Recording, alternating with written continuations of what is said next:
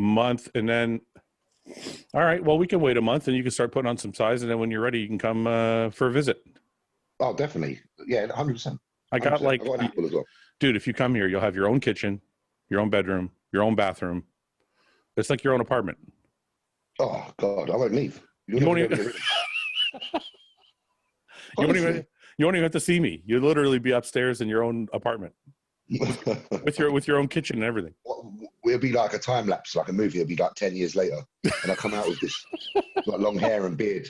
You'll come out more jacked with a big beard. jacked and hairy. Yeah. How have you been though? You been all right? I'm good. Who cares about me? How are you feeling after your second pro win in fucking a month? Doesn't that sound crazy? Yeah. You went from no pro wins to two pro wins and 2 Olympia qualifications. Yeah, mate, it's fucking crazy, to be fair. I don't really know how I feel. Yeah. I can imagine, man. It's really weird to have everything in place so far ahead. So having that 2021 qualification, like the first person to get it. Like I'm the first, bar of Mr. Olympias. I've got I'm like, okay, see you Vegas 2021. Yeah. Crazy. I remember. Relaxing. Yeah, my victories came back to back, my 2 pro wins. But it's different for you because I feel like you are still on your way up. Like when I won, I knew like, okay, this is the best I'm going to look. Like it was kind of like at the peak of my prime. You felt like you were at a peak. Yeah. Whereas when I see you, I'm like, man, he's still going to get so much better. Oh, so, I feel that. That's why I'm so excited for 2021 because I'm like everything that was with Patrick was 6 months worth of work. Mm-hmm. That's fitting in new muscle that I didn't have and dieting. Yeah. Now I'm like, what can we do? Yeah, it's gonna be really crazy. Interesting. I think it's gonna be fun. You are one of the things I said yesterday that you should be proud of. I feel like you've entered that top tier of bodybuilders now because when I think of Reagan and I think of Marc Hector and I think of, some other, I don't want to name any names, but there's a second tier there. And I think that all the guys know who the second tier are. The second tier, for those listening that don't know bodybuilding well, when I say second tier, I basically mean anybody outside the top 6 at the Olympia. If you're outside the top 6 at the Olympia, top 8, then you're probably a second tier bodybuilder. But I think you've entered, and one of the other ways I quantify being a top tier bodybuilder is this, and I said it yesterday in our commentary. Okay. I think when you're the guy that walks into a show and everybody knows you're going to win, you're a top tier bodybuilder. Like, and you've entered that status. And what I mean, let me just get Ian on here because he's just coming in. I think what's up, man? What's up? What's going on? What's up, James? Congrats, buddy. Thank you, brother. Thank you, sir. I'm just going over, I was just talking about top tier bodybuilders. And one of the things I said yesterday in the commentary I was doing for the show was, I think James has entered that top tier category. Mm-hmm. And one of the ways, I was just talking about one of the ways I quantify that. And I remember when I was doing shows, I would sign up for a show. And if Dexter signed up, you're like, oh, fuck. Yeah. You kind of just know, right? That's how I quantify top tier. So I think James has entered a territory now where any of those small shows, if he walks in, unless another top tier guy is there, it's going to be your show. Yeah, you know what I'm saying? So I think you've elevated yourself into that status now. If in my opinion, anyway. That's really cool. Even if it is just your opinion, it doesn't. Everyone's entitled to that. It's very cool to hear. And I certainly feel evolved, which is great, and that's the main thing. So however evolved that is, it's still evolution. That's still important. So because bodybuilding is obviously just about being better. And I can at least say from these 2 shows, sorry, apple down the throat, I'm fucking dying. I can at least say that these 2 shows have definitely given me an opportunity to propel a little bit. Yeah. And and then to go away and be able to even create some steam and momentum even when I'm away practicing and working, because I think next time I compete, people will be wondering what can I do. So I think that's great. I think I've come out of this scenario the best I could have. Yeah, cool. Definitely. Yeah. I think I've heard a lot of comparisons of, James is like the modern day Dorian Yates, and I don't think they mean it physique wise. I think they're talking about more your attitude, like that. Demeanor, like that. I'll do anything. Like I'll fucking, just no complaining, no nothing. You just do the work, right? I mean, you guys both have that. Yeah. But I think Ian has it. Ian, you don't even hear a peep out of him. But I think because because James is British, he just gets that Dorian association. The association.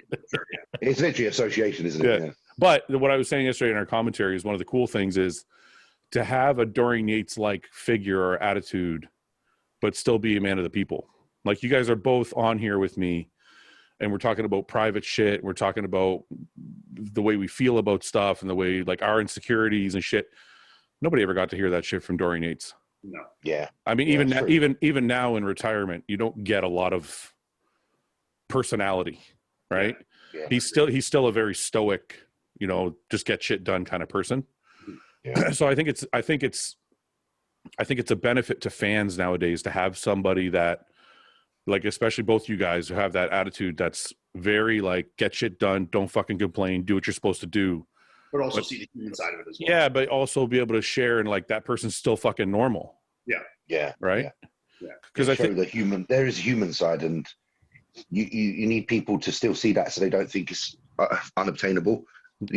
That's exactly the point I was trying to get to, because I think a lot of people, like for example, when I was coming up, I would see Dorian Yates and I'm like, I'm not like can't be that. I'm like, I'm not like that. I just don't have that attitude. That's a different human being. He's just a different person. Yeah. But I think when they see you guys on here and you're fucking normal and you're acting like normal people, and they're like, oh, you know what? Maybe I can be that crazy bodybuilder guy too, because those guys are just normal people that turn it on when they have to. Yeah. Right. So it's like you kind of make that connection, and then you're like, oh fuck, you know what? Maybe everybody has that gear. Yeah. If they just you certainly feel more relatable to people when you. Yeah. People with normal people issues and normal people insecurities and just like everybody else, but like you said, it's the time when you turn it on, and when it's that consistency and that drive that's ever going instead of just like flipping. Yeah. So what was the show like overall, James? I mean, I know somebody said somebody just said to me I saw a comment on one of my videos that said you posed to no music. Yeah, I didn't know that Ian was going to do like this thing for Luke at the beginning, so I had my own agenda. He's talking about Ian the promoter. So Ian did a lovely tribute at the beginning. Sorry, but I wasn't aware of what the setup of that was going to be, so I just had my own thing where I wanted to just do like a 2-minute silence, but I do it alongside the posing routine, and that was basically it. Okay. So because obviously we do 2-minute silence or 1-minute silence in memory of anybody. So on home soil, I just thought it'd be a good thing for me to do. Is just like, let's have some silence. So your silent posing routine was a tribute to Luke. Yeah. It was just on home soil. I wanted to do that on home soil because I needed to do something being here. Yeah. So, I like that. That's a good idea. It just meant that the audience can again remember what the point of the show was, because the show was a tribute to Luke.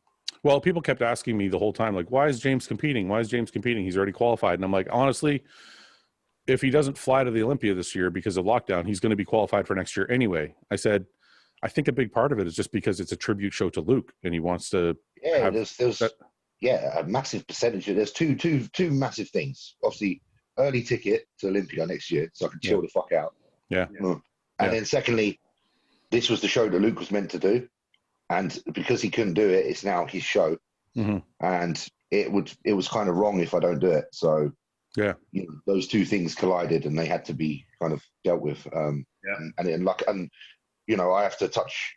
I don't know what to say, but the way things have turned out, how can I ask for anything better? So it's mad. Yeah. Ben said to me that you were going to visit Yannicka, but now you can't leave. You can't leave the UK. Yeah, we don't know what's going on. We're still trying to figure it out. So apparently, you have to have a positive COVID test, and then you're not meant to travel if it's not essential. But what is essential? I was meant to go to her brother's wedding in November. Yeah. So if that's not essential, then I can't go. Secondly, they've actually reduced the amount of people that can go to weddings in Norway, and it's possible that the wedding won't even be on now. So there's a few things, but worst case scenario is you come back here for a little while, and then what we'll do is we'll go out there for Christmas. So, there'll always be something we can get out of this. Yeah. So, Your Yannicka was kind enough to send me a picture of the outhouse with both toilets. I know. She said next time we do one. She said when I'm in Norway, this is what she said. She literally said this: when you're in Norway, we should do an episode from No. within within the double toilet. No. Sorry, Yeah, literally. Ian, you I don't know if you were in for that episode. Were you in for that episode? no. So we were talking about shitting. I think it was me, James, James, and Ben. We were talking about pissing in front of your girlfriend or shitting in front of your girlfriend or wife. And I said, I piss in front of my wife, but when I'm shitting, the door's closed and nobody can fucking enter. I don't do that whole like. Yeah, I agree. Okay. Right? You're not like to do your hair while I'm shitting, are you? No. Okay, yeah, I think it's way too much. Anyway, James over here, our buddy James says, I like to have conversation when I'm shitting, so I leave the door open. like fuck, You know, what? Like she'll be in the bathroom, or just like she'll be in the house and you'll have the door open. No, she'll come in the bathroom. She might shave a leg or something. While he's shitting, yeah. So then it goes even further. I'm never shitting that long for people to do things, you know. I could be. It depends on my phone. I might sit there for. Yeah, if I'm on the phone. Yeah. Sometimes you forget you're shitting and you're like on your phone and you're You've like. been done shitting for 10 minutes and you're like, fuck, I should probably get up to the toilet. Yeah, you just get dead hamstrings. You just sit there, get comfortable, and get dead hamstrings. Sometimes it's like my foot falls asleep. That's the alarm to get off the fucking toilet. That is the worst feeling. In my head, I'm like, there might be more. I should probably stay. You know. Yes. We've all been there. We've all been there. I might as well just wait. You know. All right. Wait till the next. Just wait till the next one. Yeah, 3 hours later. Just have a meal while you're sitting there. No, listen. So, James, tell Ian how it is when you go visit Jannica in Norway. Okay, so when we go to stay at the cabin, which is lovely. When you want to go to the toilet, there is not a toilet indoors. There's an outhouse with two toilets that are next to each other in the same room. Really? Yeah. So you can go out as a pair and you can sit next to each other and shit or piss and basically hold hands. Yeah, you can do. Yeah, I have done. Me and Jannica have gone to the toilet at the same time. I wonder if at night time it's really romantic because it's like little candles. You can see. It's romantic. You sit there, shit, and have a conversation. Little candles. I gotta find this picture, dude. It's honestly, you sit right next to each other. Like it's. There's potpourri. Yeah, there's candles and potpourri. You put potpourri over your poo after you're done, just to stop the smell. She sent me the picture, but she must have posted it in her story or something because it took off, or it just might have been a one-time look because it's gone. Yeah, it's really cool. I'll take a picture when I'm there. It's funny when you see it, man. It's literally like a bench with two toilet seats on it, and they're like put apart, so you can like sit there and like hold hands and shit. Like, but the nice thing is, you can have the door open and look at the lake. Like it's beautiful. So you can just talk about the lake. Equally disgusting, but not quite the same side. When we go hunting, like the hunting cabin we have up north, we obviously don't have a bathroom there. We have an outhouse. But like when you're the hunting season, which is like right now up north there, it's like cold as shit when you're waking up in the morning, you know? So you always want to be the like second or third guy to go use the toilet because the first one goes in there and warms it up for you, you know? Like he gets on the toilet seat, it's nice and warm. He's the one that's got to suffer. So it's like usually you want to be first so you don't have to like deal with their stink, but here it's the opposite. You want to be like last in line, you know? So it's nice and toasty in there. It's kind of the air's warmed up, the seat's nice and warm. That's the prime time. You need some steam. Yeah, built up a whole bunch of stink in one fucking room. All right, I just saw this, so I want to share my screen to show you guys. What the fuck, James? Look how full you are. Yeah, look at the backdrop are fucking crazy too. I don't even know where to look. It just popped up on my screen. I'm like, I gotta talk about this. So this is like Patrick's page. Oh, is he just put it up? He's so cheeky, isn't he? I didn't even know he put it up. Where is it, Ian? You know the tag. Go to the tag. Oh, the back. No, I know why the back, because I put the back on my story, didn't I? I was on your story. On your story? Yeah, I just put it on my story. I just literally put it up now. So Patrick's obviously taking those from my story, the cheeky bastard. Let's see. Yeah. Dude, you guys must have a lot of stories. You're gonna have to click quite a lot because you must have way overloaded. You must have way overloaded the carbs, dude. You filled the fuck out. I had to go back to the food post. It's near the end. So I know, but I'm just looking at the food you're eating. Calm down. Okay, yeah, that was actually really good. Franco Manca pizza. Some pizza, some dessert. Tiramisu. Nice. Did you eat both of those? We just shared half and half. We usually get like a couple puddings if I'm out with Louis, and we just have a bit of both. Did you eat this whole thing? Yeah. And garlic bread. Okay, good. I'm proud of you. Listen, I don't leave anything on the plate. I thought you might have shared that. I was like, wait a minute. No, that'd be sacrilege. It's coming towards the end, so if you want to go forward, it's okay. It's okay. I'm just looking through your. Oh, okay. I just don't want people to be bored of the same. Oi, what's this? How come I didn't get one? I bought one. Hey. I'm not giving Redcon my money. Fuck that. just print your own one. What is this? Just print. Oh, This is you. talking That's about. funny, actually. Yeah. I think he's going to cry. He said, Oh, that's right. Yeah. I'm just going to cry. All right. Let's go faster. So, yeah. You'll be there in like. Okay. We are looking at Jay. Oh, there. Oh, there. No! Oh! Wait a minute. Can I just do this? No, I Nope. can't. I gotta go through all of them again. Jesus. I knew you were going to do that too. I was going to tell you to slow down. I'm like, you're going to fucking jump it, man. Yeah, that's like busting your load. That's like It's like getting not- close to the not- edge. You need to not- stop. Oh, you roll! okay. One back. There you go. I can't hold it here though. It's not like on the computer. Oh yeah, I can. Okay, paused. Dude, your back's fucking. Your hamstrings, glutes, everything's just. It's just like a gnarliness to it. Yeah. Yeah. Just like fucking lumps and bumps and veins and fucking. I'm telling you, man. The more I look at your, I the know more, I'm not pretty. I know I'm not pretty, but you got to play your cards. So. It looks crazy though. It's awesome. dude. The more I look at your physique, I don't care what anybody said. The more I see branch worn. Yeah.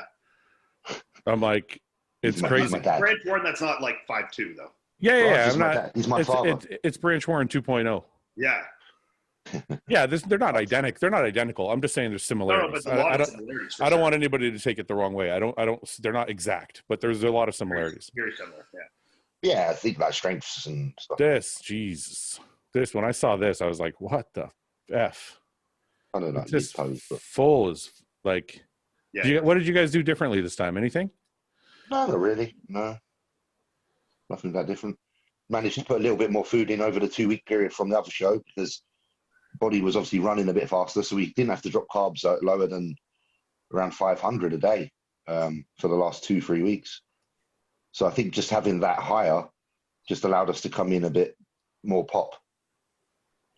Yeah. Big game. What do you see? Do you see any faults in your physique that you want to fix? Yeah, loads.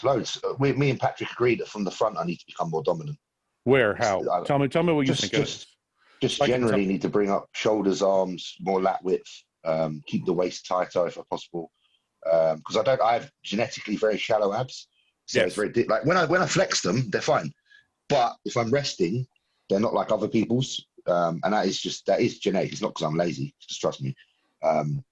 Just the way the insertions are. If you rub your hand over my stomach, you'd like feel that there's like a strand of like hard tissue through the middle. That means there's no gap. Yeah. Just weird. It's just the way it is. So I just to keep working that and keep it small as possible.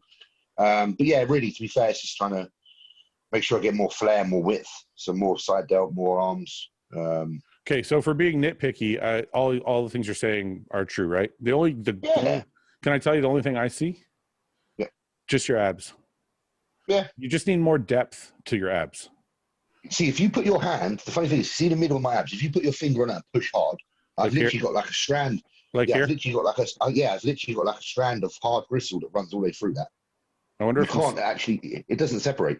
I wonder if massage would do anything like Graston's or any type of deep tissue would separate your abs. It's weird. I've always had it. So they don't get me wrong. Listen, if you look at me last year or the year before, they're better than they were. Yeah. So I'm confident I can get them better. You know why I say it? It's not this shot. When I stand front relaxed and stuff. When you're front relaxed and when you're front double. Yes. It just looks straight. Yeah. And I'm like, if you just had more ab separation, it would be way crazier. Yeah, it would make it just look nicer. It goes like there's some pro bodybuilders who have that. Yeah. But I'm trying to think who they are off my head. But yeah, I don't miss, and if I could change that, I will, and I'll do what I can. Well, listen, I'm not trying to. No. I mean, I would. It's like I am in this game to get better, so I take everything and try to improve everything. I just think it's interesting for people out there to hear that this guy who's dominating everything still wants to get better. So that's why I just trying to see what your mindset is there. But I also wanted to see, like, everybody's talking about this all the time. So did you guys see my deadlift? This has become like a fucking meme now, eh? I know it is. Everybody tags me all the time in the hashtag, have you seen my deadlift? Okay, now it's gone global. This is why the reason I brought this up is you hurt your back. Well, it wasn't my back. It's like, so my hips have always, especially my right hip, has always been like kind of tight, and I'm it always kind of bothers me if I, go too long with not being diligent with stretching my quads and my hips and stuff. And it would just been like a couple weeks where I could feel it was like a little bit on the tight side. And then my buddy Julian was up here. He comes up every weekend because the gyms are closed in Montreal. And we trained legs hard on Saturday and then back hard on Sunday. Yeah. And we went like balls to walls, legs on Saturday. And then I went like, I did 26 fucking whatever reps of that. And I tried to pull the 10 plates or whatever. So it was just like a combination of that. And my hip just like fucking completely seized up. So like I couldn't even stand up straight. Like trying to stand up, it was just so much pulling through like my psoas and my hip flexor. Psoas, isn't it? I get the same green. So then like, because I was like all leaned over, then my QL like on my backside just like fucking locked up. Yeah. So I was just like, I was like hobbling around. Like I could barely, it's a bit better now. Like I got treatment on it Monday. I got 2 treatments on it yesterday. And it seems like it's still, I can feel it. Like, does it feel like it's in your like love handle lower back, like in between your love handle and your lower back? Like, yeah, it's like kind of on the side. Like, so it's like right, like here. Yeah. I had that, like when I was prepping for the show, I got that really bad. Yeah. But like, I can feel it. Like when I try and stand up, like I want to like stand like this all the time, Yeah. Because when you go to stand up straight, it's like pulling all through there, Yeah. So it's starting to feel better. Like I was able to train. I tried to train shoulders even on Tuesday, and even just doing like a machine shoulder press, like the weight down ribs. on it, like bracing it. Like I couldn't. It was like excruciating. So I got the therapies done yesterday, and I was able to train. Had a really good training session last night. I just belted up the whole time. Yeah. And Melissa was kind enough to come with me and like move my plates and stuff, because the holding the plates out, like plates on and off, that really, really hurt. Yeah. So she came and just like moved plates and helped me out with that kind of stuff, and then I just did the workout. But it actually was pretty good. Like I had a pretty good training session. So you don't have any like speed bump. It's just a kind of a hiccup, but nothing's gonna stop you. I've had this exact same thing happen like 4 times. Yeah. It's the same right hip. Even when I used to run track, like when I was young, the same thing, like over like months and months of like running and sprinting, especially like, when you're doing block starts where your feet are uneven. Yeah. And that was my like driving leg. Like over time, like that hip would always bind up. It's the same thing. Yeah. I think my right leg is a little shorter than my left. Yeah. So like it kind of is the one that binds up because it takes a little more like pressure on it, So yeah. I always find, do you not notice as well, Ian, like as you're like, and you as well, Fouad, when you're getting ready for a show and you're that little bit leaner, these things seem to be more present. Yeah. Because I had to have psoas release every week. Yeah. Like every week. But when I'm off season and there's a bit of fat around everything, fine. Wouldn't even fucking know. Wouldn't even know. No. Yeah. No, I didn't. That QL always gets fucked up on me during prep. Yeah. For some reason when I'm 6 weeks out. Yeah. But my guy's good at adjusting mine. Like my therapist in Toronto when I was living there was very good at like readjusting my body to get it to kind of go away quickly. Yeah. Well, usually the other probably 2 or 3 times I've had this, the guy that I see most of the time, like for massage work here named Ian, he can usually get it done in one time. Like one time I see him, and you're fine. Moves the hips around, releases whatever, and I walk out of there feeling 75% better, and by the next day I feel 100%. It's like you feel a little stiff coming out, and then over a day you try and walk and it loosens up. Yeah. So I mean, today I'd say I feel 65 to 70%. Like I wouldn't want to try and deadlift or bent over row or anything, but I feel like I could go train hamstrings and do everything except for straight legs. I feel like I could go do heavy chest pressing. Like fine. If I belt up and like keep it secure, I'm not too like stressed about it. Yeah. I could tell like it's not grabbing like it was like before. If I even tried to stretch my QL, I could feel it like binding, like trying to, like pull back. Like, I was like fighting back. So I'm like trying to stretch it. And I can feel it going like back against me. So, and same through my hip flexor, but it's not doing that anymore. So I think its release is just sore at this point. Good. Ian or James, do you notice anything at the show about any of the other competitors? Do you notice anybody stand out or not stand out? Did you notice anybody like Marc Hector all day? I love his Marc went crazy. For me, Marc Hector, even in Spain, I went up to Marc backstage and I said, "You're the future, mate." Yeah. I just said, listen, just like do what you're doing. Because there's nobody got what you've got. No. Like, he keeps going. We had nothing bad to say about him yesterday. We tried to quantify like what he needs to do. It's just a bit more on the legs. It's a bit more on the legs. Paul's a judge. Paul's an IFBB judge. He's like, look, he needs more hamstring from the side. He needs more overall quad development. And I thought his lower lats could use a little more thickness, obviously. Yeah, but a little bit. Yeah. Charles Clement said the same. Yeah, but basically, it's just if he can put another 5 or 10 pounds on and not like blow out his waist in any way, he could be Mr. Olympia. He's gonna kill everybody. Like, look at that waist. Yeah. He did Spain. I followed him on Instagram. I DM'd him like, "Fuck, man! Like, you made a fan out of me. Like, you fucking." Yeah. Honestly, same here. And he's a very nice chap as well. And shots, like, you look at the shots from this weekend, like, or from yesterday. You know, like his side chest, like the arms, delts, like his shoulders so round, chest so straight. Oh my God, I've never seen a fucking chest like it. Pull him up so people. Yeah. Sorry, guys. Yeah. Yeah, it's as thick as it is at the bottom on the collarbone. So round. He's incredible. And it's not like it's just like full; it's like cross-striated too. It's straight to fuck. When he does that shot. It's like, So this is Marc Hector. Look at that. Look at that. Oh shit! Look at that. I don't know how to blow. Let me see if I can blow this up. Blow it up and we can watch the whole thing here. So look this at the shape. This is look at the width of the shoulders, the clavicles. So yeah, I'm like, we were watching this yesterday, and I'm like, this guy is going to crush everybody. Can I tell you the one thing that bothered me though? I didn't see him stand next to Regan at all, because there is argument because I actually because I think Regan faded as the show went on. Well, yeah. And wait, right here. Look at this shot. Look at that. Yeah. Look at his chest. Right here. He goes to the side chest. Mark didn't fade at all. Mark was the same throughout. No, Mark was great. I said that at the end of the commentary. I was like, Mark is the same now as he was when he walked out the very first shot. Yeah. So Mark was the best in terms of keeping. Like, Regan faded. I got better. But do you see his lower lat? Mark was consistent as fuck. You see his lower lat here? Just needs a bit more. Yeah.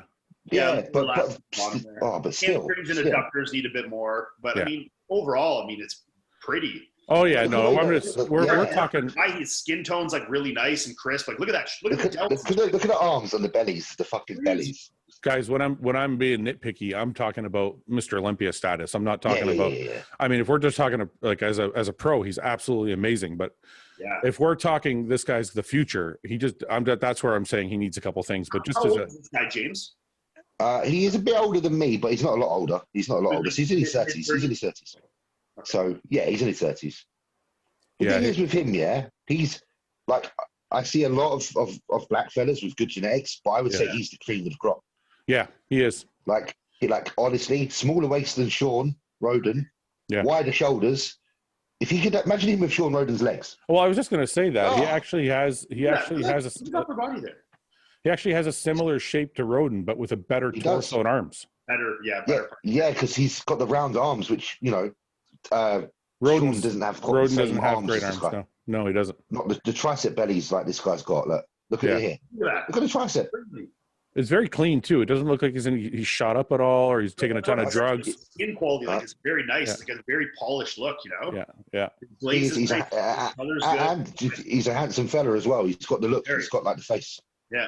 He's going to think I'm his number one fan because I have done nothing but go on and on about him on this podcast. I think we all are. Yeah. I have home here too to Melissa. I've sat after the show. I was like, this guy looks crazy. Yeah. No, I think he's great. I was really disappointed that they didn't stand him next to Regan. Yeah. Because I don't know. I think Regan was a solid second, but I just wanted to see the comparison.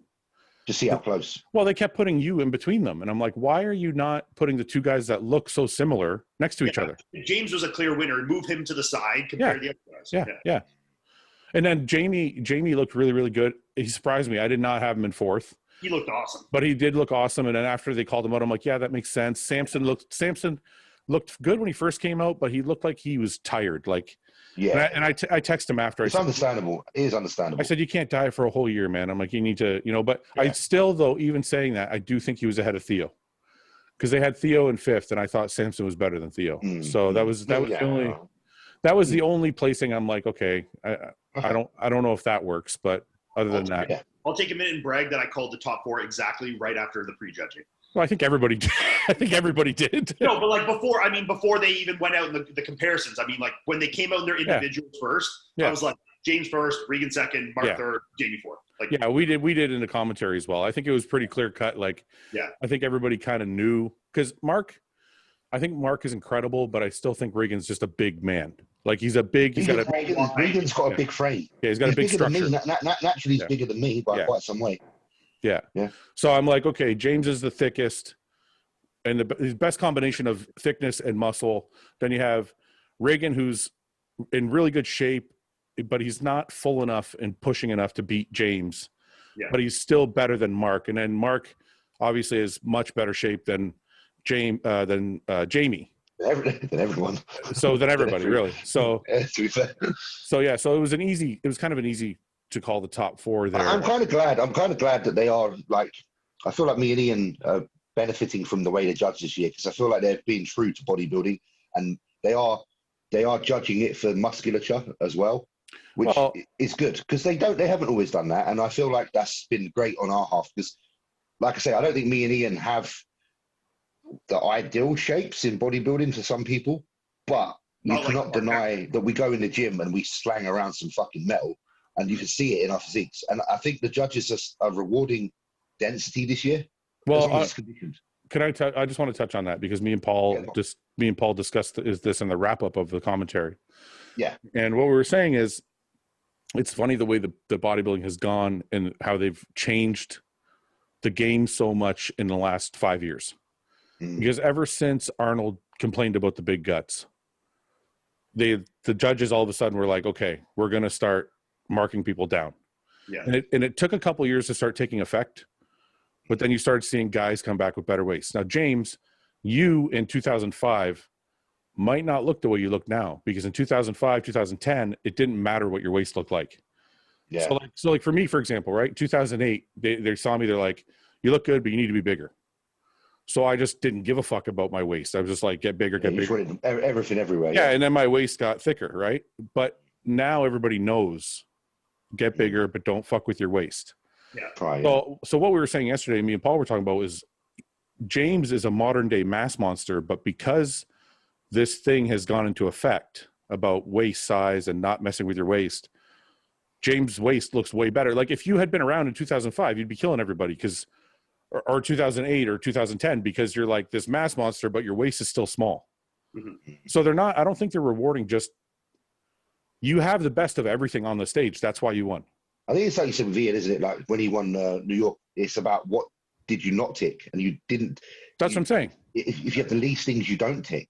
Yeah, that's what I'm saying is you have the best of, the best overall package, the most muscular guy there, the most condition, like everything is a 9. I mean, muscularity is a 10. Yeah. I mean, muscularity is a 10, but you were like at the top of the scale on all the different it's parts. Like we said before, if you had like superhero stats, like power, intelligence, speed. That's right. Yeah. Like you've got, as long if your attributes work out to be in the most across the board, you come away with the win. That's what I'm saying. So I don't think it's necessarily just because you and Ian are like thicker, denser. I think it's because you guys you have to have flow as well. You do have to have you flow. tick all the boxes, right? So you're a 10 in muscularity, but you're also a 9 in symmetry.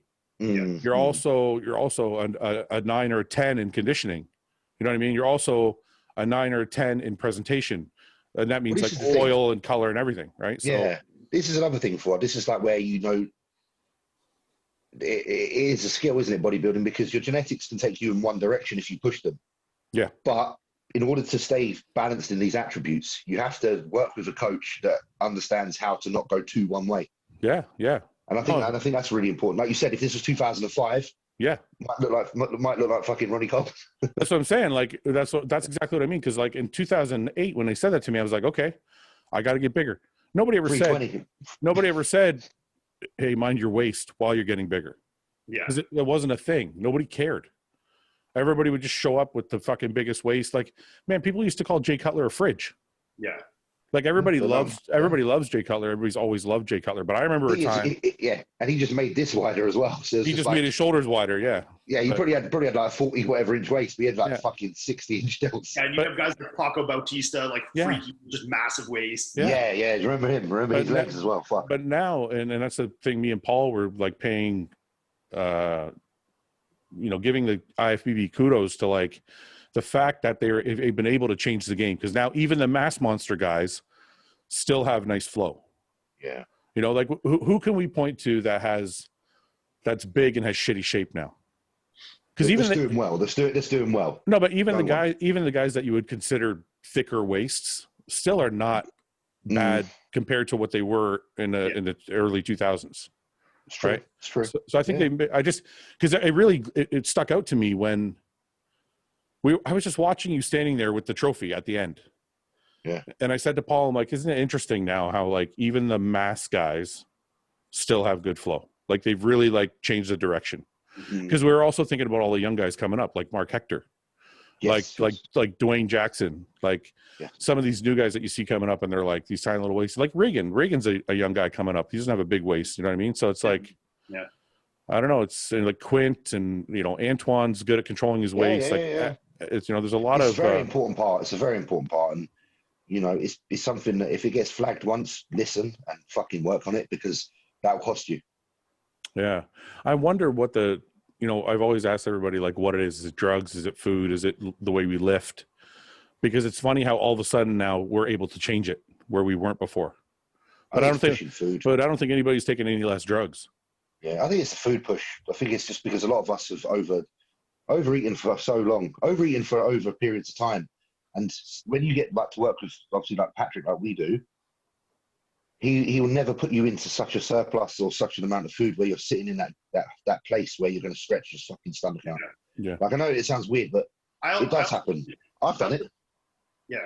I also think if you look back like to the early 2000s, I think conditioning wasn't rewarded as much as fullness and stuff was. Yeah. Some of these guys that would just be like fucking bursting full, but like, I mean, Jay is a prime example. He never had crazy hard glutes or things like that, but he'd be full as a house. I mean, his stomach was always pretty good, but I mean, you look to those guys, I mean, so they're pounding the food in to carb up to really get that full look. But that's obviously, you're keeping the heavy water and heavy food in, that's obviously going to have an effect on your stomach. I mean, I'm sure both James, me, and you have all done, tried to push the food in the water for a carb up and had it, it control our, impact our breathing control and the stomach's on stage, for sure. Yeah. But, when you cut those things back, I mean, it makes a big difference, I wonder sometimes how prevalent insulin is. Because I've talked to a lot of bodybuilders who are like, my stomach didn't get shitty until I started doing insulin. And I don't hear about guys taking insulin as much as they used to. And if they do, it's much smaller amounts. So I wonder how prevalent that is. I'll be honest, this entire prep, Patrick didn't use any insulin with me. I don't know. Yeah. That's the first time in a long time I haven't, because I used to use a little bit. Yeah. So when Pat took over, it was soon eliminated. But even when you just said that, you said a little bit. Like I remember back in the day. I used to use like 6 IUs in a day, split it. Like, nothing. Yeah. I know. Yeah. Listen, the reason I stopped doing insulin is I had one coach back in the off season way back, who was, I did put on a lot of size, but it's also the same year my stomach grew. I was doing 45 IUs twice a week. So like on my off days, I'd be doing 45 IUs. Like 15 IUs 3 times a day? 15 IUs 3 times a day. And you got to eat, 200 grams of carbs. And a lot of it's simple carbs simple sugars when you're fucking doing 15 IUs. Yeah, and I remember my stomach was just fucking out to here the whole year. Right. And that's what did it. And I was like, I wonder. I think that's what blows the obliques out when they feel pressure. Yeah. Well, I think that's the way you lift too. One of the things Patrick Moore said to me about his lifting style. He doesn't. I don't know how he said it. He breathes out, didn't he, or some shit? Yeah, he breathes out when he's squatting instead of taking a deep breath and then squatting. So he's almost doing a vacuum into the movement. But I mean, that's dangerous. So you got to nobody do that unless you practice. I get he's empty. He's keeping his waist when he braces. It's empty. It's rather than full. Yeah. What I think that does though is like, you ever finish a leg workout and feel like your stomach's a little more bloated than like on other days? No. You guys don't get that? When I train legs, I feel like my stomach's more bloated than on other days. Do you think that's stress stuff you're drinking intra-workout and it's just like a bigger taxing, muscle with more blood in there? No, because sometimes on leg days I won't even drink an intra-workout. I'll just drink water. So maybe it's because the bracing. That's what I was thinking. It's the pressure. It's like, when you're on a leg press and they're fucking weights coming down, your fucking stomach's all full of air. Like same thing on a squat. Well, you know that feeling like even if you do this now. Yeah. Blowing like in there and it hurts almost. Yeah, same thing. That soreness. Yeah. I wonder how many. I've always been like super like not preachy on, but like believed in. A lot of people ask me, like, when I do Q&As and stuff, like, you know, how I keep my waist tight on, like, you know, my side tricep, it looks good, or certain poses, like, it looks really good. Is I just think the biggest thing for me is I don't let my stomach ever just like relax throughout the day. Like, I'm never just sitting at my computer, like my stomach, like, relax, like breathing out. I always, and it just becomes subconscious over time, you know, when you're sitting in the car, and I don't even think about it now, that's always tight. Like, I always keep it like tight and drawn in. So do you find, Ian, you always got like a slight inwards tug, like on your lower abdomen? You're always pulling a little bit, just consciously, like a little. And kind of pulling the sides in a little bit, you know? Yeah. Kind of just like trying to pull it in. I keep it like that all the time. So now I just don't even think about it. It's like that no matter what. And that's obviously a lot easier when you're not pushing the food. Yes. Yeah. I used to do that when I had a job, and I used to do that when I went to school. Yeah. And once I got a contract and I didn't have to go anywhere anymore, I stayed at home and I just let that shit fucking hang out. I'm already signed. If I just hang out, that feels weird for me. And I'm like, whoa, what am I doing? You know? Yeah. Yeah. That's why I don't like overeating in a sitting, because when I do, it forces it into that position where it's, even if you do try to suck in a bit, it's actually hard. Yeah. It makes you just need a shit. That's why I like wearing a waist trainer. Yeah. Because the waist trainer, people are like, oh, it's going to shrink your waist. It doesn't shrink. It makes you do what Ian's talking about. Yeah. It makes you hold. Encourages you to. Works against it. Yeah. Anyway, okay, let's get to some questions. How many do we have here? I didn't even check. I saw quite a lot popping up. Holy shit. Okay. All right, let's try and get through 10. I've been curious before you started Hostile, what used to be your favorite protein, pre-workout, intra, and EAAs? What are your guys? Well, you guys are all with companies. What are you before you were with these companies? Can you talk about that? Yeah, before. Yeah, I'm sure. So, what was your favorite? I want to know what Ian's was. What's your favorite protein? Favorite protein? Mine used to be. I actually like Allmax Isoflex. I've never had it, but it looks great. The flavoring recently, I find, is kind of wacky though. I'm not a picky flavoring guy. To me, I'm more like, I just don't like thick proteins. I like the hydrolyzed for sure. Yeah, I like a watery, like, because most of the time I take my protein post workout. That's the most time I like. If you ask me like when the most common time I use my protein powder, straight after. Yeah, some people use it for meals and shit. I just post workout. Sometimes if I don't feel like eating, I'll drink a shake. Yeah. And I like it to be thin, like water, so that's why I like the Isoflex. Yeah. I found that when I use an ISO hydro. Yeah. So that combination rather than an ISO alone or an ISO concentrate. Yeah. If it's ISO hydro like a Dimetize or something like they used to do, that was always a really good one back in the day. ISO 100, Dimetized ISO 100 was probably what I used the most, the hydrolyzed one there. I use that. Nice. Yeah. Well, that was a good one. I use that a lot. My friends all still use that. Yeah. So, it's still very popular. I use that a lot coming up, but for some reason the Popeyes down here doesn't have that readily available. Not as around as much anymore. Yeah, but our protein that's coming out in December, I tried to get it to be that same consistency. Like that. Yeah. So when you're buying our protein, when it comes out, expect it to be thin and like more watery. I don't like that. Like, yeah. Some people add that extra like gum and shit to it to make it. Gum and shit, yeah. To make it. It's like that. It's thin. It's a hydrolyzed. That's like super thin, mixable, and it's like that. Yeah. What about pre-workouts? I didn't know anything about pre-workouts before I started a company. Man, I was using them back when fucking like BSN brought in and Explode. Yeah. I didn't know anything about them. I'm like, whatever made me feel like I had energy, that was good enough. I didn't know anything about. What was the BSN one called again? Not NO Explode. NO Explode, and you had we all use that. Yeah. I used to back in the day. Super Pump 250. Yeah. Before there was even pre-workouts, I used to just take Hydroxycut or Xenadrine. Yeah. Remember those fat burners? Yeah. Those were my pre-workouts. I would just take them and go to the gym and that'd make my blood feel like it's really thin. I'd be like, ooh. Yeah. I remember actually taking some Hydroxycut when he said at my old gym when I was a kid. And I took it and I literally went faint. I just sat down on the scales and didn't train. I snorted that shit once. I was like, I bet you fucking did. I did. It was absolutely disgusting. It was like, what the fuck? Go ahead. No, I thought it would be, I'm like, let's see how fucked up I can get before I go to the gym. That's when you know you're just crazy. Yeah. It was. Did it burn like hell? It burned. It went into the back of my throat, just like if you're doing, obviously, if you're doing anything up your nose, but it had that, that fucking, I don't even know what the flavor is. It's like that brown powder. It just has that fucking taste. It was horrible. I remember the first pre-workout I ever got was this one called Horsepower. I can't remember who made it. Horsepower. Around anymore. That's totally like a 19-year-old thing. Like I gotta buy two products I remember. One called Horsepower and one called Juggernaut, I think, or some shit. I got them at GNC. But I remember I got this pre-workout and I mixed it up and I took it and then I just ended up spending the entire workout just fucking shit in my pants like crazy. Yeah. Well, they had like, that ran they used to have like fucking coffee like machine. It was just like brutal. Yeah. They used to be full of fucking E numbers and colours, like loads. Yeah. Of them. Like nothing against colours, you can have some, but they used to have so many in. You know, the best protein I ever took. I made serious gains this year too, and obviously it wasn't just because of that, but there was a hydrolyzed casein. Oh yeah. Yeah, with Cytec did one. Oh no, PeptoPro. It was Pepto-Pro. Yeah, That's it. Everyone used Pepto-Pro for a while. Dude, remember it used to come with the flavoring with it, or no? You didn't have that one. Our one we just had it was flavored anyway. Okay, so we had Pepto-Pro, and I think it was not BioX, Bio something. Yeah. Biotest.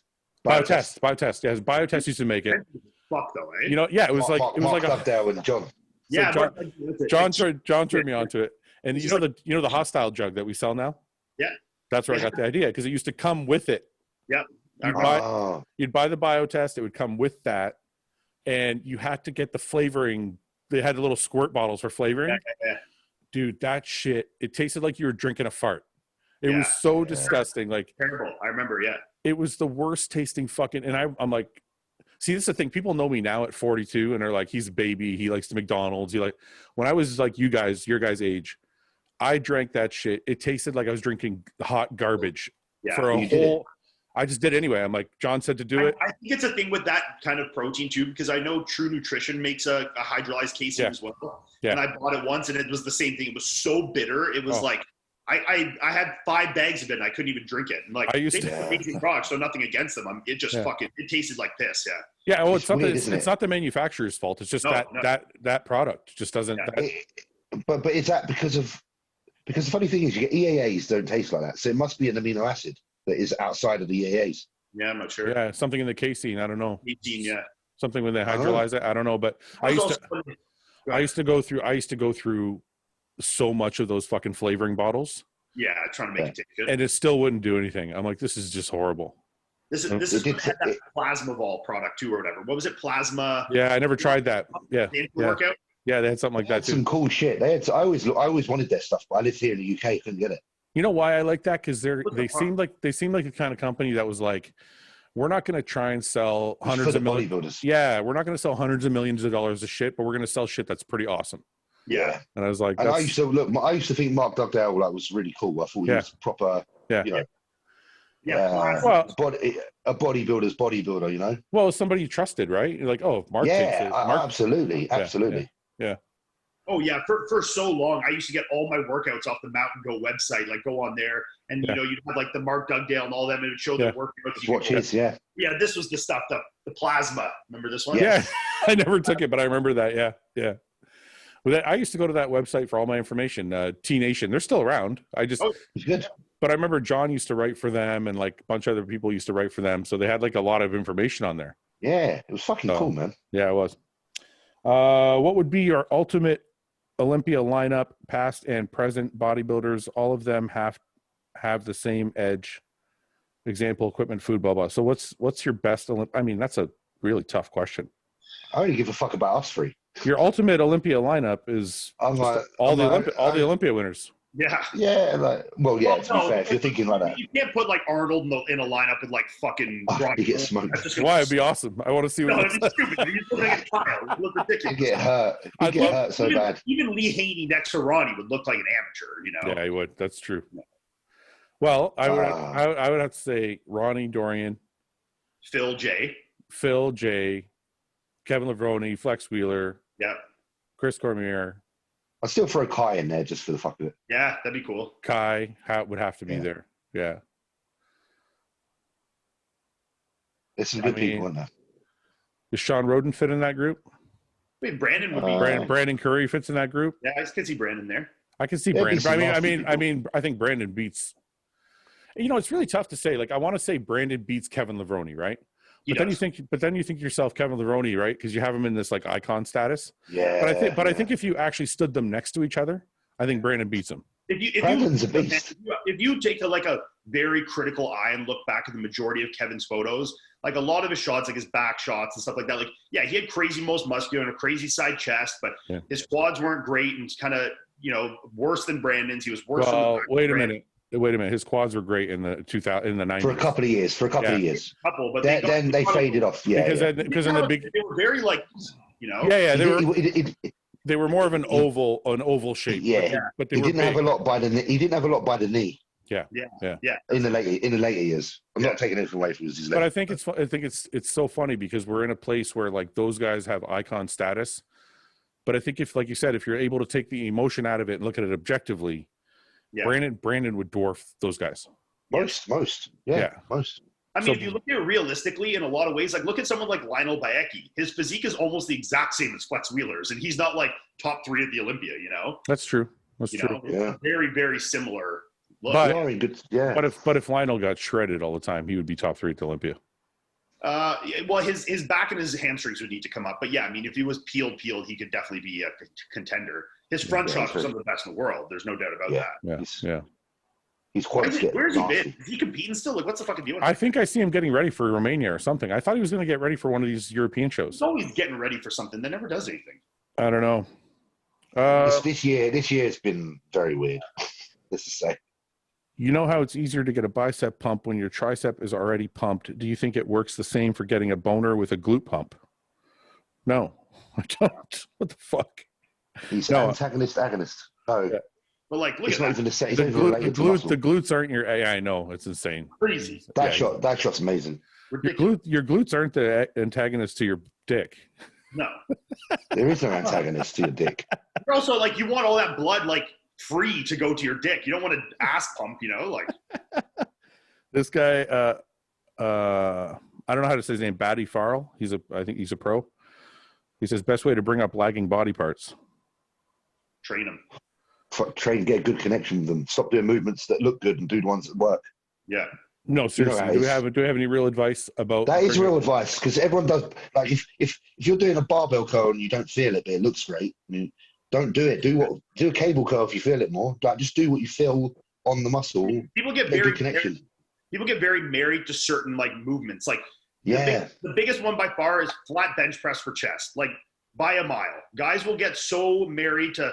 You need to do flat bench to get a chest. Arnold did flat bench and he had the biggest chest and blah, blah, blah. But 95% of people that flat bench are barely using their chest. Like there's almost no connection. Triceps and delts. Delt. I mean, it's like, I could bench press like 650 pounds and I had zero chest. Okay, wait a minute. What about incline bench? Incline's different. I didn't say. I said flat bench. I know. I'm asking you. You're forced to recruit a lot more on an incline. You guys like incline bench, and I'm going somewhere with this, so just answer the question. But wait, to interrupt, this is also the same thing, though. If it's not working for you, don't do incline bench after. Wait a minute. I'm not talking about the lagging body part thing. I'm going to go off on a little bit of a tangent. Do you guys both like incline bench? Yes. We love it. Okay, so I had a guy, this guy that comments in the comment section all the time. Some people comment and they ask questions. Some people comment and they just make suggestions. And some people comment and they fucking know everything. Yeah. Right? Yeah. So this guy comments every week, and every comment is like a know-it-all. Like, I know everything. You guys are stupid, or I know more than you guys, blah, blah, blah. He's just I'm a bodybuilder. I know everything kind of guy, right? Yeah. So he comments last week, and he says, incline bench doesn't do anything. And I'm like, or he said it's overrated or some shit, or it doesn't work or something. And I'm like, tell that to Dennis James with the craziest shit ever. I said, tell that to every bodybuilder ever, right? Yeah. So he dig a hole and jump in it. Listen, so he goes, if you look up this Dr. Brignol, and it's this guy who won the Californias like in 1980. He's like a exercise specialist or some shit. He goes, watch this video, and he explains why incline bench doesn't work. And I'm like, I don't need to watch the video. There's thousands of pro bodybuilders. Yeah, there's thousands of pro bodybuilders with massive chests. Yeah. And he's like, yeah, I was stubborn too before, but I went and watched the video, and now I'm not stubborn anymore. I'm more open-minded. I'm like, it's not about being open-minded. I have decades of evidence already. Yeah. Why would you choose to listen to one person over 1,000? Hundreds. Yeah, thousands of fucking results. Let's say you're a person that believes in science, right? Do you believe in one study or 1,000 studies? Yeah. Like that's science. That's science. Yeah. You're doing 1,000 experiments and you're seeing what works. And if all 1,000 are pointing to one thing and the other one is pointing to something else, then you can say, yeah, it's credible. Yeah. I'm like, what are you just somebody it baffles my mind how people. If you want to say it doesn't work for me, sure, okay, fine, and end of conversation. But to say that it doesn't work and it can't work for anyone, and that we're all stupid because we're stuck to this idea of it, is completely incorrect. Obviously, somebody please explain to me why in bodybuilding. Like, somebody actually commented on one of the videos and said, bodybuilding is the only sport that's like this. If Tom Brady, Joe Montana, and fucking some other Hall of Fame quarterback said, this is how you throw a football, every other football player would be like, okay, yes. But in bodybuilding, there would still be fucking assholes out there be like, no, that's not correct. You know? No, man. I think in bodybuilding, you know what it is with bodybuilding, again, because it's not like any other sport where it's not like you cross the line first. It's all because it's all fucking opinion. Like, even the judge's opinion is what physique wins. And the problem is, no. But everyone thinks they can have an opinion. But this is this is not opinion based. It's evidence based. Yeah. No, but they have an opinion. No, wait a minute. These people have an opinion, and they're saying their opinion over what we know is evidence. Then okay, but this is the thing. Then you should say what fucking Ian said. Say in my opinion, it doesn't work for me. So they should listen to this podcast and learn from fucking Ian. Don't say everybody's doing it wrong but me. Everybody. Yeah, you cannot say that. It's like it's not even like that's not even an opinion at that point. That's just incorrect. You know what? Let them say it, and then they'll be very lonely for the rest of their lives. Fuck. Well, I mean, obviously they have that way about themselves. They're obviously knobs. Yeah, but it's not the one person I'm talking about. That's why the reason this comes up quite a bit on this show, like this topic, and the reason I keep bringing it up is it's just baffling to my mind how you have, like, it's the same thing with bulking, right? This whole bulking conversation. People are like, you don't have to bulk. You don't have to bulk. I'm like, you have decades of bodybuilders that bulk to get big. Mm-hmm. And you're like, no, I don't have to do that. And now it's the same thing. This guy's got decades. We're talking like 80 fucking years of people doing incline bench. Yeah. And this guy's like, no, it doesn't work. I'm like, what the fuck is it doing then? Yeah. Like, what do you say to the guy who doesn't do flat or decline bench then? How come his chest is so big? How come my chest looks like the way it does? I haven't done flat bench in like two fucking years. You have a very good chest. Yeah. Like, what are we saying here? You're big on chest. It improved tenfold when I started putting all my emphasis on incline-based movements like that and taking away from like the flat pressing. Oh. Well, just I don't know. I don't know what to I just want to grab guys sometimes and shake them. Be like, look, evidence is right in front of your fucking face. Like, what do you? I want to see this. We need to watch this video. Sorry, guys. When I come over to Canada, we're gonna get in your motor, and we're gonna go to all the addresses of these people, and we're gonna pull them out. We'll pick up Ian en route, and we'll pull them out of their houses, and we'll shake them. Ian, when James comes here, you're gonna come over? Yeah, sure. All right, I got rooms for both. That's like 900 pounds of man. I got fucking two empty bedrooms. You guys both have your own. But what I mean is, imagine how many. Oh, you mean when we're shaking somebody? Yeah, 900 pounds of rattle. Yeah, we'll shake them, shake some sense into people. Damn straight. All right. I'm fine now. I'm over it. Okay. Good. We need you happy and calm. How many? Well, the next question makes me happy. How many McDonald's McDoubles could you eat in one sitting? McDoubles. I don't know. I'll try tomorrow. Isn't a McDouble just like a double cheeseburger? It's pretty similar, yeah. Yeah, they're not very big. They're not very big, are they? I'm going to say 10 off the top of my head. Yeah, I could probably do like 8. Why don't we do it? Oh no, because listen, it's annoying. I would love to. When the Olympia's done, we're doing the challenge, even if we're not all in the same room, and we'll do it on here. Fuck it. Yeah, I would try that. Yeah, like I can easily do 4 like a regular sitting and not be like too full of it. Oh, 4 is like a snack. Yeah. I think pause in between meals. Yeah. I think if I had to push myself and make myself sick, 12. almost 15 doesn't. Oh, Baker's dozen. I've done this before. We did it at Popeyes when I used to work at Popeyes when I was young. We did just a single cheeseburgers at McDonald's. Yeah. We did like the 4 of us guys that worked there. We did a eating contest like this. So we went and ordered like 50 or 60 of them, and the 4 of us just went until we go. I think I only ate 10, maybe 11 Jeff, the guy that ran the store, killed all of us. He might have been like 16 or 17. That's fucking. That's why he ran the store. Yeah. He's just like one of those guys that's like hockey dad, you know? Yeah. Like just one of those guys that's like kind of jacked, but kind of like fat, like with a little bit of a beer gut, like likes drinking beer on the weekend, eating burgers, you know? Yeah. So he's used to it. He's already warmed up to it. But he plows those back. Yeah. We didn't get a chance. All right. So he's got that slightly stretched stomach that we were talking about earlier. Yeah, he's drinking up. Yeah. Well, I wish we could do it now, but Ian, do you have cheat meals coming up? I know, that's what I was just thinking. I was like, I don't get that. I don't do that. Yeah. Just cheat once. Who cares? No, I'm just joking. We'll We'll wait till air as well. Yeah. We'll wait till after the Olympia. I don't want to do that one because we do it all the time. I don't want to do that one either. How stupid do you feel when the front desk tells you have to have a good workout and you reply, "You too"?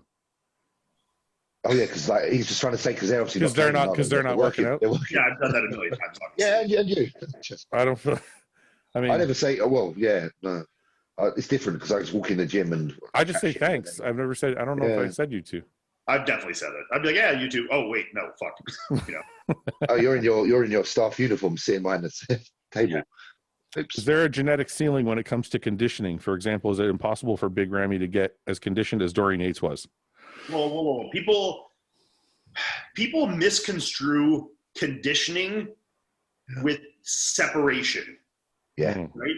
Because like Big Ramy can get lean, but they're looking for something that doesn't exist in a certain physique.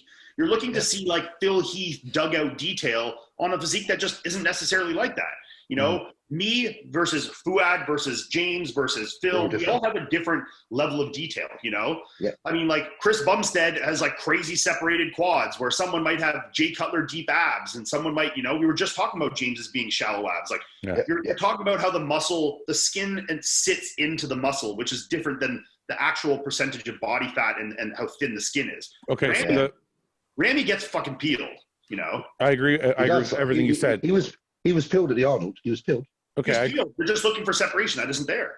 Okay. I agree with everything you said. So I think the next logical question from somebody in the audience would be, how do I change my level of separation? You can train to a certain extent. If we all sorry, just let me add to the question. If we all get 3% body fat, we all can get there. Yeah. And my separation shit. How do I change my separation to look like Chris Bumstead? How do I get that detail? Well, I mean, you can't necessarily get to that level, but you can improve it in certain ways. How? Certain training and stuff, yeah. Just muscle strength. I think just choosing exercises that cause certain tensions on certain muscle groups. You have a selection of exercises you can do for any. Okay, wait a minute. Some will dictate the amount of, to a certain extent, detail. Like if you never do extensions in your life, in my opinion, if you never do extensions in your life, never fully shorten the quad, you will not have the same amount of detail as someone who does. I can agree with that. That's just common sense. You know, so it's about fully shortening and, You know, it's funny you said that because I've actually done less leg extensions in the last 5 years of my career than I did in the first 5 years. And recently, with this last prep, I noticed I didn't have the same level of detail in my quads. Same. And I've just started doing them. Patrick was the person to get me doing them again. Yeah. And my quads were more separated when I was younger. So they will get better. Yeah. But I had a big period of time where I was doing different training that didn't have them in. Yes. Okay, but I've always kept in crazy amounts of extensions. Okay, but now I also your quads are to the top. So wait a second. So let's go back to an actual example that we have in real life. So we have Big Ramy, right? Ian, you're coaching. Ian and James, you guys are both coaching Big Ramy, and you say your conditioning is good, but your separation is shit. How are you going to fix it? What do you tell him to do? Because he's doing all the heavy lifts. I'm sure he does deadlifts. I'm sure he does fucking squats. I would say then he probably needs more of what Patrick was, the sarcoplasmic work. You know, like the extended sets. The kind of the metabolic stuff. Because I know Ramy's strong, but I did a period of Jordan Peters, which helped me thicken out. But I did lose some of my details. So you think I didn't concentrate enough on getting things fully short and fully. You know, there is certain you have to pay respect to a multitude of styles of delivering reps. Motion for sure. Yeah. So yeah. For those of you who don't know, Patrick's style is more of like an extended set, or the way he says it is the density of a set. So instead of increasing more volume, say for your chest day, you would do like incline bench and you do a set to failure, but then you would wait 20 seconds and do a rest pause and do another eight.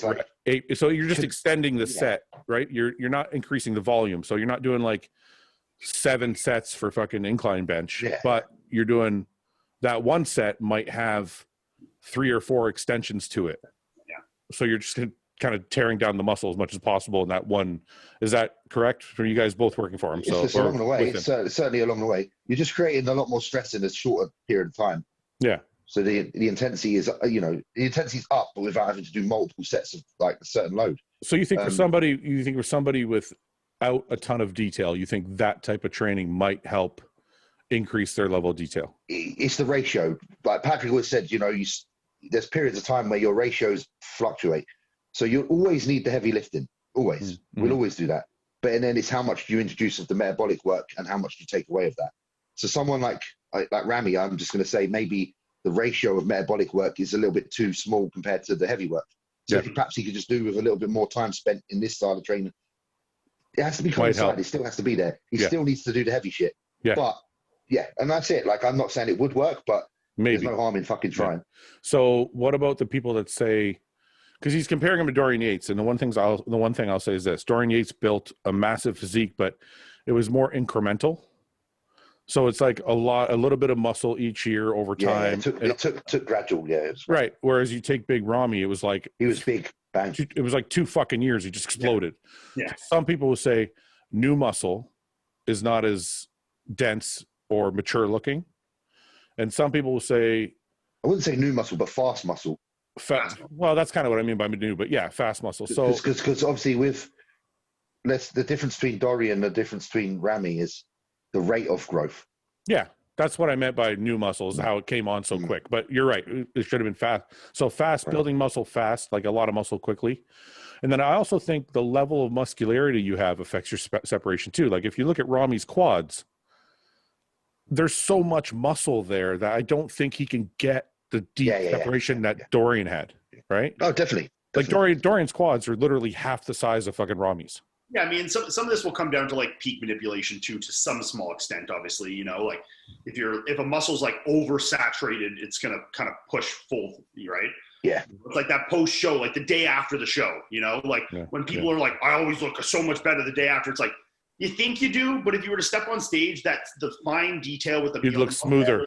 It's not the same. You wouldn't have the same lines. Full and vascular, but it's not as good. So that's where a coach has to be very careful with what look is right for the athlete, because sometimes you need to bring someone in actually slightly flat for their details to be better. Yes. Yeah, that's true. What do you think about the size thing? Is that relevant? Like, is the size of a muscle going to hide your separation? I think so. So you can get too big. Yeah. Saturated. Yeah. Look at like Jordan Peters, a good friend of mine. He's so big that it's hard for him to have some of the detail that other people have got because there's no space. Yeah. And I think the way we can see that is like those same people we're talking about when they were 10, 20, 30 pounds lighter had that separation. Yeah. Like if you look at someone like Jordan, they're so like you're so full here and here that where's the tie-in gone? Yeah. Do you think Brandon Curry worries about that? Because he's putting on a lot of muscle again. Like he's put every time he goes too.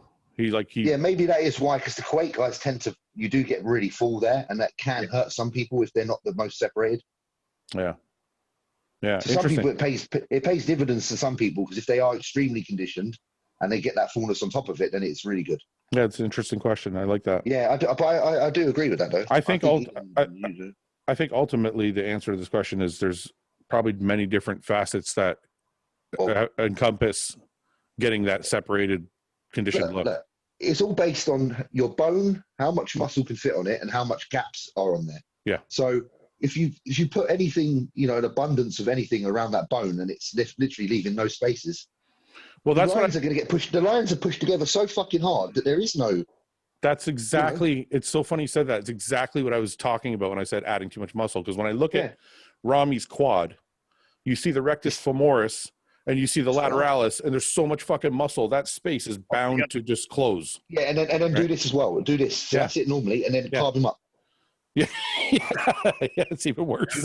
Even more so. So it's like that's why some people like Fouad, you have to deplete them slightly. Yeah. I agree.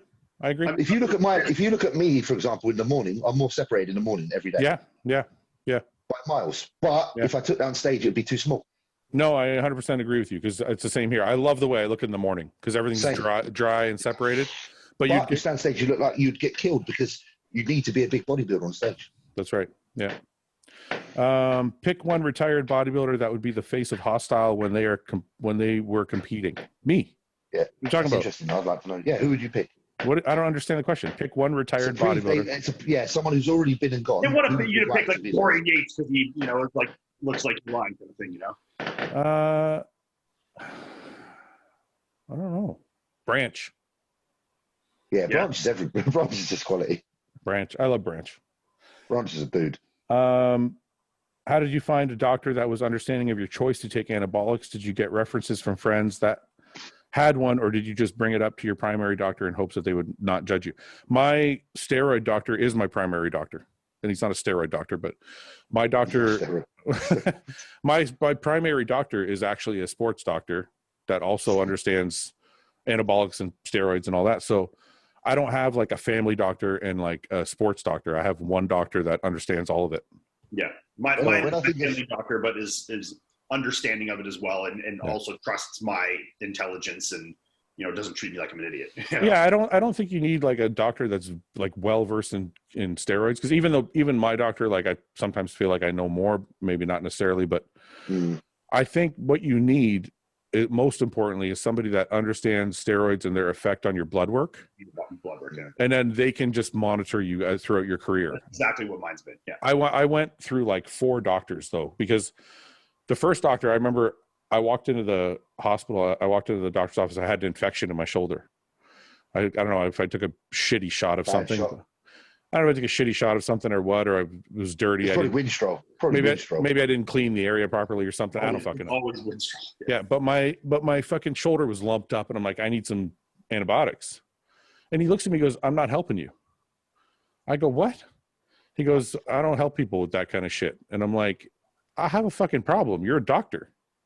Your duty. So. This is much more common than you think. Oh yeah, no, I know it is. Yeah. And I'm like, because it happened to me 3 fucking times. That's why I'm on the 4th doctor.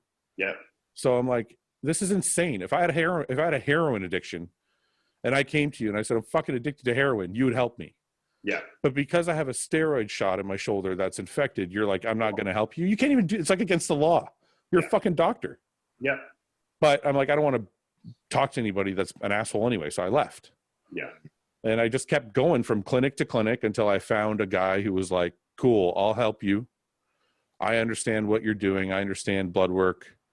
And this is the difference. I'll tell you guys the difference of somebody who understands blood work and somebody who doesn't, or somebody who's willing to help and somebody who's not. I did see a doctor who was like okay with me doing it, but didn't know what it did. And I remember my liver enzymes were elevated to like 55 or something like that. And I think 50 is the high end of normal. And they freaked out at 55. The fucking nurse calls me. She's like, you got to come in. Your blood work's elevated. Get in here. I'm like, what the fuck? And I didn't know what was going on because I was still kind of new. So I'm like, I'm all scared now. So I get there.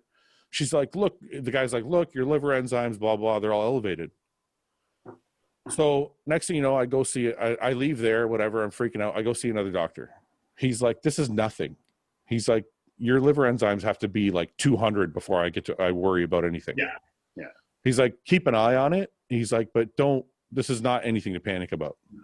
So it's the difference. You have to know somebody who understands that we're eating a ton of food. We might have high blood pressure. We might, all these things kind of factor in.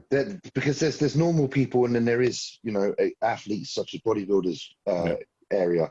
And as long as they're aware of that, those elevations are kind of normal for us. They shouldn't be panicking, like you say. Like obviously they need to be aware of it, but there are certain levels that are going to be slightly shot because of what we do. It's not necessarily like I don't want to say it that way because I don't want to make it seem like it's normal for us. You have to expect that there will be slight elevation.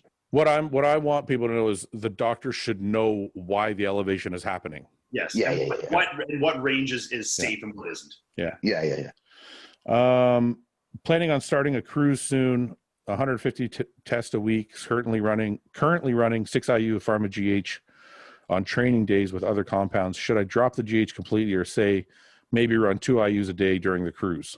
What do you guys think about that? I have no opinion on that, because you know what, I'm basing all my opinions off of everything that Pat suggests now, and I'm just about to go into my PCT. Read the question for me. It's basically he's taking 150 milligrams of test.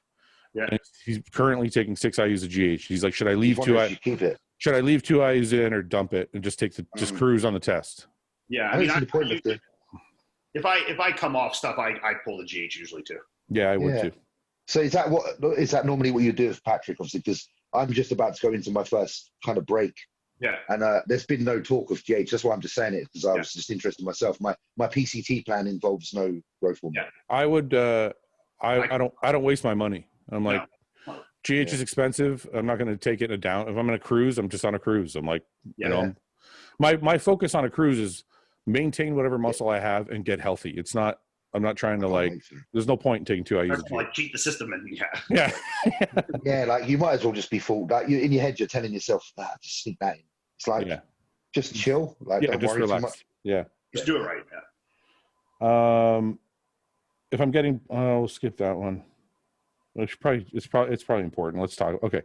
If I'm getting blood work through my primary, I know some blood tests cost more than others. What are the most important blood tests the doctor should order? We've talked about this so many times, but you want to go ahead, Ian? Want to tell everybody what to get? Yeah, so you obviously want all your like whole lipid profile, so like your cholesterol, lipids, all like that. Do your like kidney panel, liver, enzymes, everything like that. So like in your kidney, you obviously get like your GFR, your creatinine, your BUN. Your liver, you'll get your AST, ALT, GOT, all that kind of stuff, or GGT, whatever it is. You know, you can do your free test, your estriadiol, all that kind of stuff as well. But I mean, the biggest things to keep in check are definitely probably the kidney health and your lipids. I think are going to be the most that are going to cause long-term issues. So those are the ones you want to definitely keep an eye on. I mean, there's also stuff you can do if you want to like other markers, like getting your C-reactive protein tested. It's good inflammation markers, never a bad call. And when I get blood work, I always get an EKG done as well. And then getting like a calcium score done at least like once a year if you're a bigger guy is probably a good idea as well. Yeah. Yeah. The only thing I think if you want to be extra diligent, I would check your A1C. Yes. So, you know, your overall A1C measures your overall sugar level in your body. Yeah. And then obviously you can check your, if you want to check your thyroid stuff as well. Thyroid is the other one I was going to say. Yeah. That's, your fasted, blood glucose, all that kind of stuff is good to test as well. Yeah. Why are abs often just kind of an aside in programming? So like when you're writing a side thought. Yeah. Like when you're writing a program for somebody, like honestly, the guy's right. Like when I write programs for my clients, there's no ab mention in there. Do it every other day. Yeah. What I do is I have a circuit like that I do for abs, and then I put it in at the bottom of the program, and I just say do it X amount of times per week. Like I'll have or I do a plug and play. Like I'll put like 5 exercises, like 1, 2, 3, 4, 5, and be like, pick 2 of these 5 exercises and do it this many times a week. I'll put like hanging leg raises, machine crunches, ball crunches, planks, whatever. I'll put those kind of things in. I'll be like, do it this many times per week. Yeah. But why do most guys not put them in at all? I mean, I think a lot of people. This is a bit of a kind of thing that's gone around for a long time. I think a lot of people think ab training doesn't matter. And I think they think that just when you're low body fat that you have abs or you don't. I think it's not, they don't think it's super important, which I mean, to some extent is kind of true. I mean, like, you're not going to get the same kind of change in development in your abs as you are like in your biceps from training, like you're not going to make them look like my quads now look vastly different than when I started training. I could be training my abs just as much and they're not going to look vastly different than when I started training. To me, abs are like forearms though. I'm getting a lot of forearm work when I do everything else. That's why I don't train forearms. Bent over rows, your deadlifts, your squats. I mean, your core is bracing against those. That's a different kind of like bracing versus actual actually training the abs. Yeah. So I mean, it really depends. If you're someone like James with shallower abs, or myself, doing more like weighted abdominal stuff to get some more thick, like some more depth to the wall is going to be beneficial. If you're someone with like a really nice, deeply separated ab, but maybe a waist is on the bigger side, like say someone like Joe Seaman. Like me. Yeah. Someone that good detailed abs, but the waist is a little bigger. I'd probably stay away from doing the weighted stuff and, stick to doing your planks, your rollout, stuff like that, That's what I do. I stick to basically vacuums. That's how this last prep, people were like, your waist looks better. I'm like, I just vacuuming. That's all I was doing. Yeah. Would you rather bite the inside of your lip twice every meal or step on a Lego every time you enter a room? Bite. Probably step on the Lego. I'll read it again. So. You guys need me to read it again, or you got it? No, I agree with the Lego because the lip thing really bothers me. Oh, it inflames. It gets bigger. And that gets bigger. You might get a canker, and that'll be there the rest of the day. The Lego, it's like 10 seconds of like, fuck. Yeah, and the thing with the lip is, once you've bitten twice, it's going to get fatter, and every single time it's going to. And then you're going to bite it easier, and What about like? Have you ever kicked like the side of the bed coming back from the bathroom? Yes, with my small toe all the time. What about lead that? Everywhere. What about that? I hate that. I'd still rather do that. You'd still rather do that? The Lego. Yeah. Lego out of the three. Yeah. Well, Lego's the easiest out of the three, but what about stub your toe versus bite your lip? Or bite the inside of your cheek, sorry. I'm more for just take like the shitty one that'll be over quick versus the one that's going to linger with me. But that's the thing. The other day, like the reason I thought that is because last week, or it was the other day or something, I kicked the leg of the couch and my fucking toe's still bothering me. Yeah. So I'm like, it's not going away. It's like, it's still there. Every time I put my shoes on, I'm like, fuck. I hit it my pinky toe on the edge of the table here in my kitchen the other day. And it's like, half the nail lost and the big blood blister that's still lingering there, So it's a fucker. We've all been through that. The biting the lips, the inside of the cheek sucks so bad though. Because then every time you eat something too with like any acid to it, it stings and shit. Yeah. Okay. Bad times. Why do you hate Caged Muscle so much? Because they're fucking liars and their products are shit. Because they don't pay their fucking athletes. They fired people, didn't pay them their commissions or their checks. What else? You got me to go down the fucking list? Because they fucking still have BCAAs in their fucking pre-workout and try and sell it like it's some fucking enlightened formula. What else can I say about them? They're fucking assholes. I'll say that. The owner of that company is a piece of shit. Like the shittiest piece of shit you could find on the ground. That's the owner of Caged Muscle. Okay? That's as far as I'll go with that. This is an insight for us, Ian. This is the first time we've seen Fouad on. Yeah, this is good. I like this. Honestly, I'm sorry, but like when you steal from people, like there's they fired a number of employees and didn't pay them. They didn't pay me. They still use I did a trainer for them that like 5,000 people have signed up for. They don't pay me for it. It's not supposed to be on their website. It's supposed to be my possession now. They still use it, still make money off it, still sell their products through it. And we're actually in a lawsuit because they fucking owe me money for it. They're in a lawsuit with my wife because they owe her fucking money because they haven't paid her either. And if you take out all of that shit about the employees, they just fucking lie. They just lie. Don't tell me your fucking products are the newest innovation of some crap. BCAAs fucking went out of fucking, everybody realized BCAAs don't do shit by themselves 5 years ago. So they're just pieces of shit. That's it. We can move on now. Sorry, guys. Hey, you asked the question. You know what? Someone asked the question. You asked the question. I'm going to fucking answer. Yeah. What's most impressive, a 545-pound deadlift or a 675-pound sumo deadlift? I think the 545. Like sumo deadlifts. Yeah, I don't like. I know I have respect for people who do sumo, but it never impresses me. No, I feel like it just doesn't. I don't know if it is because I don't do them, but it just doesn't have the same appeal to me. Yeah. Correct me if I'm wrong because I don't do them either, and I'm not a deadlift expert, but. Your sumo deadlift is more hip than anything, isn't it? Oh yeah, it's hip abduction. You can if you can do it right, you can effectively pull more in sumo. Dude, I saw a guy. I remember when I was working with Iron Rebel, the middleweight champion or whatever the fuck. He was like tiny little guy. The little black guy?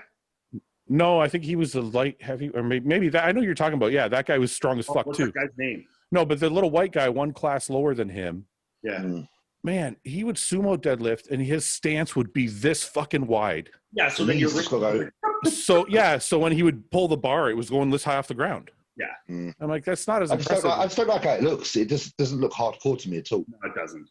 And I bodybuild. I bodybuild because it's hardcore. Yeah. So when I'm deadlifting, I want to pull it conventional because it looks hardcore. I just think it's harder. You're pulling a further distance, and your feet are close together, and it's like you don't have the same amount of leverage. I think it just looks more manly. Yeah, I agree with that. Yeah, Which is very important. it's very important. Yeah, it's true. It's true. Uh, Imagine this. Imagine an advert. Imagine an advert. Yeah, for one of your supplements, Fouad. Yeah, yeah. and it lines up, and there's this guy. It's like, and then he just does a sumo deadlift. It takes 1 second. Like, It goes this far off the ground. yeah. Yeah. Whereas if you're doing like a conventional, like it's a 6 second long rep, Yeah, you're it's right. just totally different. Totally Okay, different. mental note: don't ever do a sumo deadlift or fucking commercial. It'll just literally pop off the floor and have a squeaky sound. Yeah. Yeah. Like, The bodybuilding Bollocks guy's gonna for sure do that now. Yeah. Yeah, like literally a deadlift with the sound of like if you squeeze a fucking toy for a dog. Yeah. You know, there's a whole bunch of sumo deadlift guys out there. They're freaking the fuck out right now. They're I watching. know. I'm sorry, guys. Like, listen, I have massive respect for strength lifts and all of you, and I couldn't do what you do.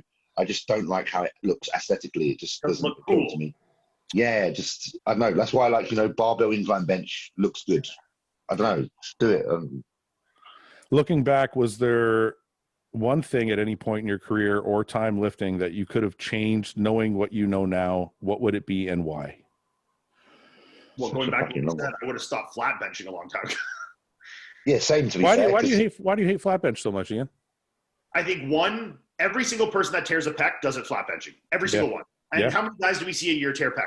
3, 4, 5? Yeah. I mean, I can name multiple guys in the last year or two who've torn their pecs flat benching. Yeah. How many guys do we know that have done it like with a serious incline? 1, maybe 2 here and there. So for injury, it's way higher. I think for actual chest development, for the most part, I think most people are going to be lacking way more of that upper shelf than they're going to be, and they're going to get a lot more out of an incline movement. I think flat movements certainly have a place. I do flat machine pressing. I do some flat dumbbell pressing, whatever. I just think the flat barbell is the risk to reward is not there. I think it's fun to do once in a while. I mean, shit, like if I'm, warmed up in a workout, I do it here and there, but I don't see the need for it when there's other lifts and other machines that can get the job done better and safer. Okay, I just want to ask you one thing. I actually feel like I get a better chest recruitment out of the flat bench, but I do agree with you that it's more dangerous. Yeah, I do agree 100%. But go ahead, James. I'm assuming it's set up because I think you're like me that you probably have a slight decline to your performance. Like you kind of brace your shoulders well, and you've got good mobility in your delts, so you actually tilt slightly. Yeah. So you've probably got quite a lot of arc. Yeah. And therefore you're getting actually that kind of decline pressure, which decline's proven to give you a very high amount of recruitment. Yeah, my back is definitely not like flat.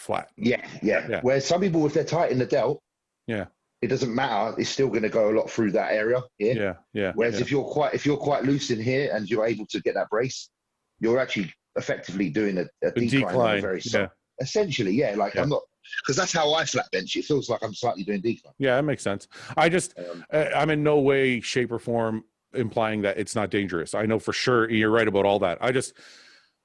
It's the risk reward, like you said. Like I feel a lot in my chest when I'm flat benching versus incline benching. If I was going to do it, I think flat bench has a place. Maybe if you want to do it like at the very end of a workout when you're actually really warm. And like for me, like someone like James or I, where we can bench 5-6 plates, if I do that at the end of the workout, maybe put on 3 or 4 plates and get some good control reps, I feel a lot safer. I feel like that, okay, there's an application there. But I feel like putting as a primary movement over like an incline bench or something, it's not. But do you wonder why I wonder sometimes too, if that's why that movement has so many tears, because a lot of guys walk in, they walk in the gym, they don't know what they're doing. They're like, flat bench. And they just go right. They do it first because they want to push big numbers. So if you do it first, you're the strongest, That's right. And I did this for years. I mean, that's when my bench got so good. I always put the most emphasis on it. And like I said, I mean, there's a million ways to skin a cat. We had this conversation earlier. Like, if flat bench works for you and you feel safe doing it and you're doing it in a safe manner, fucking give her.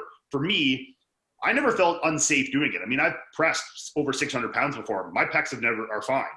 I just think I got almost no development out of it for the amount of strength correlation that was there. Maybe because your arms are so big.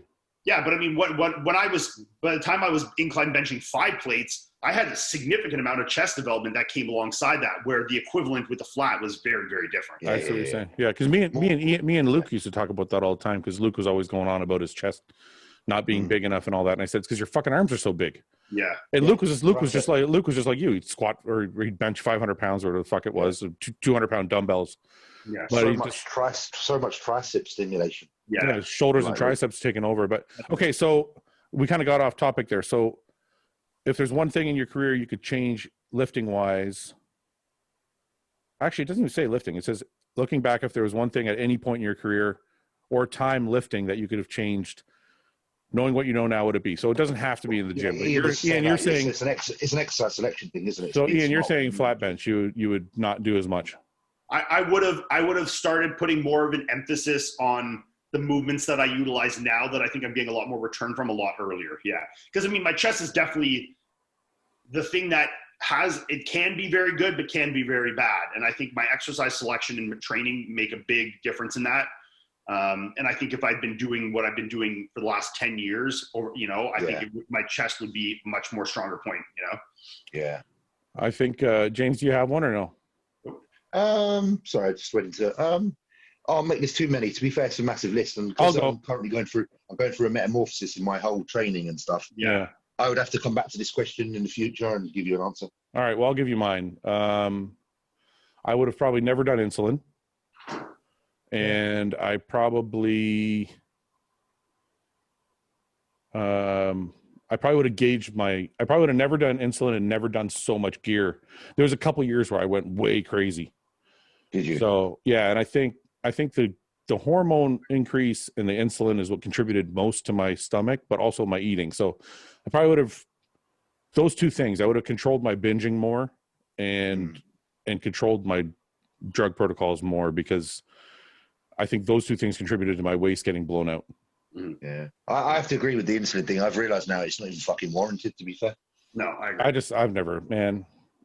I like I said, it's fucking weird with insulin. It's like you do it once and you're like, this is fucking crazy. I feel like the strongest guy in the fucking gym. I feel like big as a house. You're full all the time. Yeah. Yeah. And then a week later, you're like, I just feel fucking sweaty and I don't feel. I mean, and the prime example, I mean, the biggest thing I notice is like, there obviously is some sort of benefit. And I think if it's utilized right, but I think where people become very dependent on, and then people also get this perception that they have a lot more muscle than they do. Yeah. Yes. Guys will, blow up to these weights and then they start dieting or prepping for a show. And like what happens in the first week, like 20 pounds, just, gone. Water, glycogen just gone. And they're like, well, shit, like it gives you a very skewed perception of the amount of muscularity you have.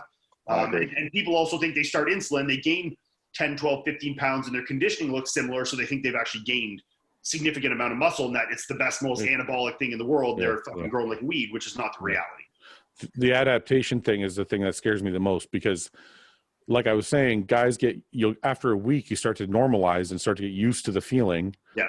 So 5 IUs turns into 6, turns into 8, turns into 10. Next thing you know, the guy's taking 30 fucking IUs of insulin a day, trying to find that feeling that he had at the beginning. The first, yeah. And you never ever get it, and it just and you end up being a fat butterball and go through all the things that Iain said. Yeah.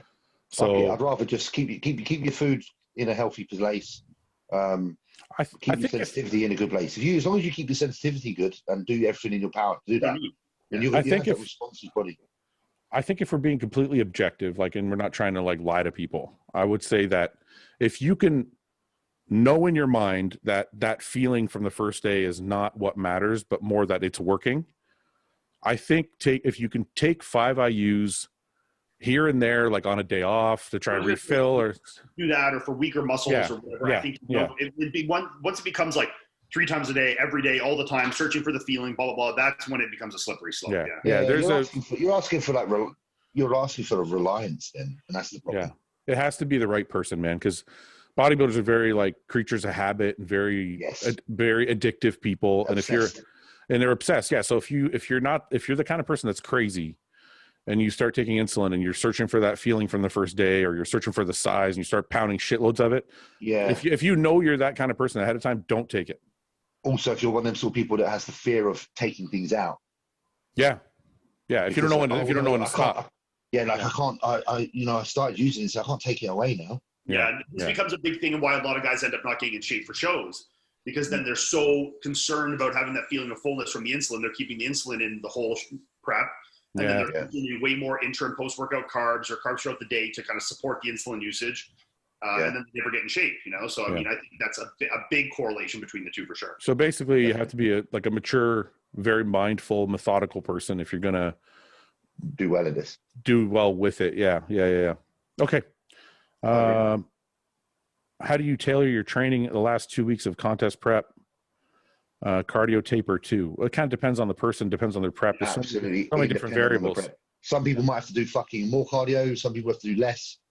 You know, you can't. Some people like James are still squatting fucking 8 plates 2 weeks out. Some people like me are. Fucking. It's going to be different. No. What's your opinion on SARMs? I think they're crap. Anybody else? I think they're dog shit. I've seen there's no place for them.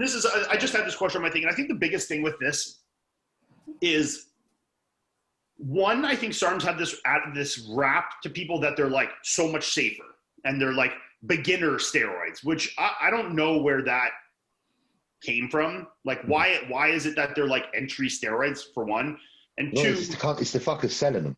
And if you want to look at safety, what has the absolute most science documentation behind it? What is used in medicine more than anything? Fucking testosterone. Yeah. It's used every day for people in a very safe manner. There's decades of scientific backing behind it. SARMs, how much backing is there on long-term studies? Zero. Yeah. None. And a lot of the ones that are out there, you get like these fucking, ones that are like supposed to, what's that fucking cow gene thing?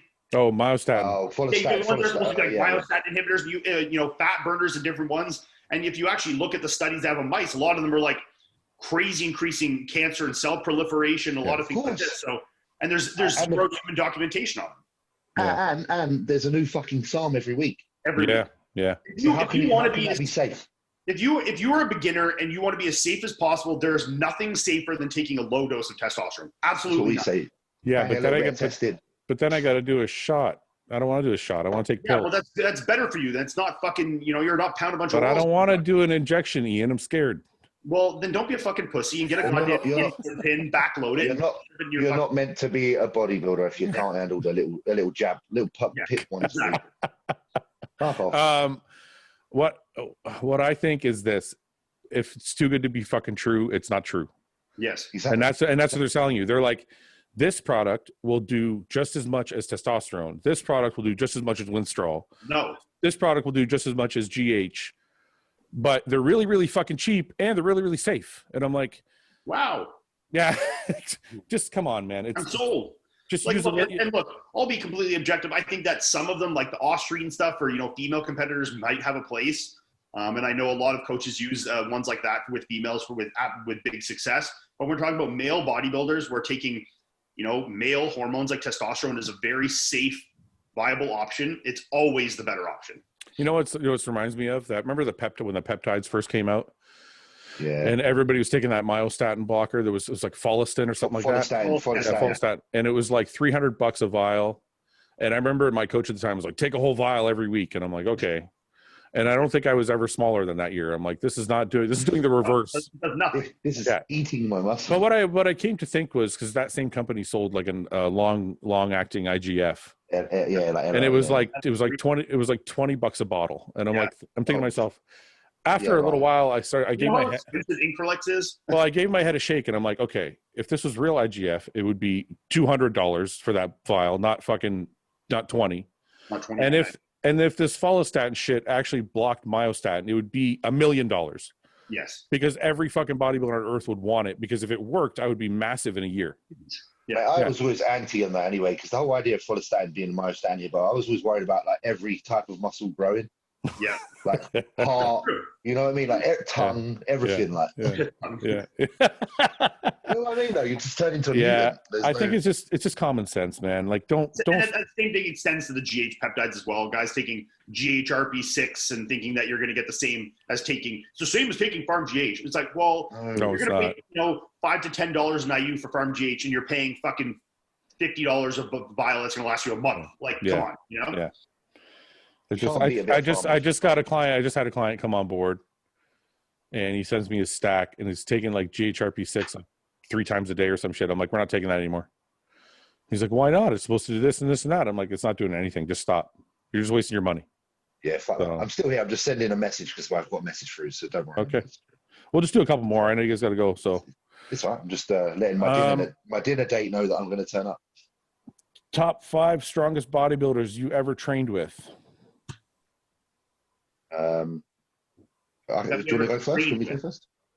Yeah. Well, I guess we can expand it to top 5. Why don't we just expand it to top 5? I've only trained with 2 that were equal or better in some aspects than me in strength, and that was Dallas, who was strong as a fucking house. Yeah. And that, especially like in leg training and stuff, like, you know, the guy would throw fucking 10 plates on a Smith machine and squat it like ass to grass, like it was fucking 2 plates, you know? Yeah. And I trained with Nick Walker once in LA. His pressing strength was pretty good. It was, I mean, pretty close to mine. Yeah. I'm gonna expand mine to top 5 strongest bodybuilders I know, because I don't think I've ever trained with anybody super, super strong. So I'm just gonna go James, Luke, Dallas, Akeem, Ian. I would say me, Ian, Akeem. By the way, go fuck yourself for that. Joe Mackey. For that, I know you're going with this. Yeah. Go fuck yourself for that post the other day, Ian. That was funny. Come on. Somebody asked Ian who would squat, bench, and dead the most between you guys. And I'm like, why is anybody asking him this? Oh, it's just like Fouad's old. Yeah. Well, Ben would squat the most, I benched most, and Fouad just old. Okay, wait a minute though. Even if I wasn't old, I've never been a strong bodybuilder, and I've definitely never been as strong as you guys. So I don't know why anybody's even asking that question. You guys are like, I don't think people realize this. You guys are both stronger than 95% of bodybuilders. Most bodybuilders aren't repping out 5-pound bench, aren't fucking deadlifting 8 plates. They're not fucking 5-pound bench. Huh? You said 5-pound bench. I meant 5 plate bench. Sorry. But all those numbers, like, those aren't fucking normal numbers. Yeah. Like, it feels normal because you guys are on here with me. But like, if we start to look around at all the other bodybuilders, who else is doing that shit? It's like you two and Akeem. The cool thing is that like, when you can compare, when you have that strength and you're doing well in pro shows, it's cool. Oh yeah. Because there's usually either one or the other. Yeah, you usually get a guy who's really strong but not a great physique, or a guy doesn't who's quite have. So it's cool because you've married the two quite well. Yeah. And that's not easy. That's not an easy thing to do, to be honest. Yeah, but you're right. You know, when I think of over the course of my career, I started bodybuilding in the year 2000. There's only a couple guys that come to mind. Like Stan Efferding was a pro for a little while. Yeah, he's strong. And then obviously Johnny Jackson. But was Johnny really strong or just strong deadlifter though? Yeah, I don't know how strong his other lifts were. I think he squatted a lot of weight. I don't know. You know who's really strong to me, honestly, that doesn't get, and I know people are going to be like, why do you stop sucking this guy's cock? But Branch Warren has always been extremely impressive. Oh, and I know he's a repetition guy as well. Well, I know people are like, oh, his form's crap, but it's not that. Like, if you sat on a leg press and did the stack for 25 fucking reps, 4 sets in a row, I'm sorry, man, that's fucking impressive to me. Yeah, it's the endurance factor. It's not, because to me, strength is, I mean, look, when you see a guy do a one-time lift or whatever, like even 3, 4, 5 reps with a lift, that's cool. But if a guy's going in the gym, like James, for example, like you squat, what, 8 plates? Well, I did 7 for 10. So I probably do. I've done 8 for 2 easy. Yeah, that's crazy. When I see a guy do 7 plates for 1 rep, I'm impressed. But it's not the same as when the guy does 7 plates for 10 reps. And you're like, holy fuck. Like, that's a guy put on 6 plates and do 20 reps with it. You're like, what the fuck is that? Yeah, that's different. Yeah, that's nuts. Yeah. And I'm not taking anything away from anybody who does like 600 pounds for a single, because I can't do that. But no. Yeah, but it's different strength. Yeah, it's just a different strength is so different. It's so different. That's muscle and lungs. You're pairing like the endurance, the metabolic with the strength. You need both. Yeah. It's like if you go get a top tier power lifter, them doing a set of like 6-7 reps to them is fucking exhausting. You're like, fuck that, you know? Yeah. I've trained with guys like this and they're like, yo, fuck that shit. I'm not doing it. That's their worst nightmare. When you tell them to do more than 3, they're like, no. Like Branch would do the stack for 25 or whatever, and he would do it for like four sets, and then he would go over and squat 405 for 25 reps. Oh yeah, he's a machine. And I'm like, that's to me, and it's also with speed too. Like, he's not taking 10-minute breaks. Oh yeah, no, he was, and in the heat, and he liked hurting himself. He just liked it. Yeah. I mean, hey, we forgot Ronnie Coleman of all the people we're talking about. Ronnie's Ronnie. Oh, yeah. Ronnie's just yeah. You just assume He was, Yeah. Is Ronnie the strongest bodybuilder ever? I don't think so. No. What's 800 pounds? How many plates is that? I mean, when you break it down, and like, look, there's going to be people that are going to freak out about this, and James is modest, who's going to say, in reality, James is stronger than Ronnie Coleman. I know, but that's what I'm trying to figure out. So what's 800 pounds? How many plates is that? 9? No, 8 and a bit. 800 pounds is 863 kilo. Sorry, 363 kilo. Yeah. Yeah, I'm okay. It's not quite 8. But I think it's 8 and a 10. What did you squat, James? 7 plates or 8 plates? He's done 8 for a double. He said. You did 8 for a double. 8 for a double, easy. Yeah, easy. So Ronnie did 8 for a double. So you guys are equal. But Well, no, he did slightly heavy. He did slightly heavier than me for a double, but he was literally at the end of his like.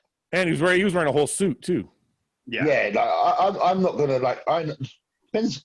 Listen, he was. I don't know how far out from a show he was. It is very different, but I think I can lift more than Ronnie if I try. I agree. Yeah. And that's not me taking anything from Ronnie because I don't think he was trying to be. I don't think he was trying to be the strongest. I think he was just that strong. That's just the way he lifted. Yeah. I have it consciously in mind that I could try to outlift that, which is totally different. Yeah. If Ronnie had that same goal, if Ronnie was like, I want to do that, then I have no doubt he could have done whatever he wanted. What's your bench like, James? I don't know. I don't recall seeing bench videos. Six plate bench. Are you serious? Flat, yeah. But I the best I've ever done, ever, I think was 5 plates aside for it was either 8 or 10. That was in a heavy off season. Yeah. What about dumbbells? Do you do the 200s with Luke or no? I don't have dumbbells of that weight, so they just feel wrong for me. I'm not used to them. I don't have dumbbells that heavy. 200s for a bunch, yeah. You've done 200 for a bunch? I'm a barbell guy. I inclined 200s for 7 or 8 the first time I tried. That's fucking mad. That's crazy. I think Ian's like the press guy, to be fair. I don't know why anybody.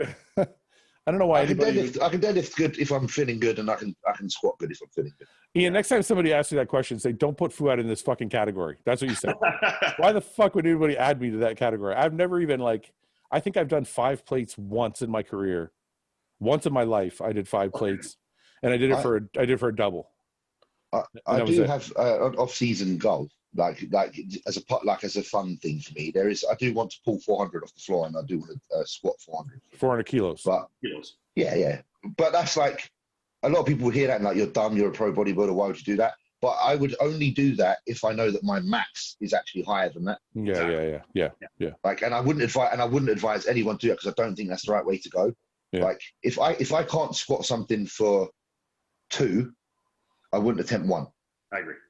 That's just me trying to cover how I would approach something. Yeah, makes sense. I'm not necessarily saying that's exactly what I'm going to do, and I'm like destined to do that. But if off season's going well and I feel really cool, feel nice and happy and strong, there might be a couple of good lifts because just for myself. Yeah, I've said this to Melissa and to my training partner. Yeah. This off season too, I'd really like to be able to do 8 plate deadlifts for like a good couple reps. Yeah, exactly. It's just because bodybuilding has to have different types of goals. There's those long-term physical appearance goals, but there is also performance goals. Of course, yeah. So, who from bodybuilding would you vote to be president? Jay Cutler. Evan. Jay Cutler. Evan Senapani. Well, Evan yeah. Candidate, yeah. He seems like quite impartial. I could see very fair, yeah. Yeah. Yeah, to be fair, Evan probably. Him or like a Chris Tuttle or someone like that. Chris, Evan I think Evan or Jay would be good. Evan or Jay would be a very good one, yeah. Yeah. Because Jay's very business savvy, but he's also like a good very down the middle. Jay he's looks good. president. Jay would be a very good one, yeah. Yeah, Jay does look like a president. Jay looks presidential, doesn't he? Yeah, he does. He's got the hair still, yeah. You can imagine him on like a campaign, his face. Okay, I gotta ask this. I don't know if anyone knows this, if Fouad knows the answer to this, or if anyone knows. Is Jay's hair, like, is that it? Like, is that real? It's always been there, or has he had like plugs and had it done? I don't know. I think it's real. I don't know though. Why would I know? I don't know. I'm just asking if anyone knows. No, okay, no. I think it's real. If he has maintained that level of hair his entire career without getting any like surgeries or plugs, that's the most impressive thing I've seen in my life. But I think some guys can do that though. Like I have a friend who used to wrestle, and he's actually started doing gear before me. I think certain people are prone to different side effects. Like he used to get. Absolutely. I know hair is a massively genetic thing. Yeah, like he used to get really bad acne. I never got any acne. Yes, yeah. But I lost my hair. He still got all his hair. Yeah. DHT's never affected me. But you can still grow hair. Can you? No, you can't. Only See, it's here. bald there. Yeah. Really? Only here. Yeah, Hey, like my top bit won't grow. James, I think we should have a bet and see who can grow the best, like island. Mr. Burns. Yeah, the best Mr. Burns. We'll do the best. We'll do the best Mr. Burns. I'll do it by Christmas. And How long would you let your hair grow on the side? That shit I could literally grow out here and it look like Krusty the Clown. I'd love to see that. I'd pay to see that. I'm If you're paid to see it, I'll do it. I'll do I'm anything. not paying you to see it. I'll pay you. Don't worry. I'll pay you. I'll do it. We'll do this. Yeah, okay. This is like the most common question I get on my Q&As. It's like what my hair protocol is to do because everyone loves your finasteride. Everyone's like finasteride. Finasteride works though. Yeah, I've taken that since 2013. Yeah. See, I never knew about finasteride back in the day. Yeah, I just heard of it and I was like, okay, it's too late now. I'm the stupid one who was taking it and stopped.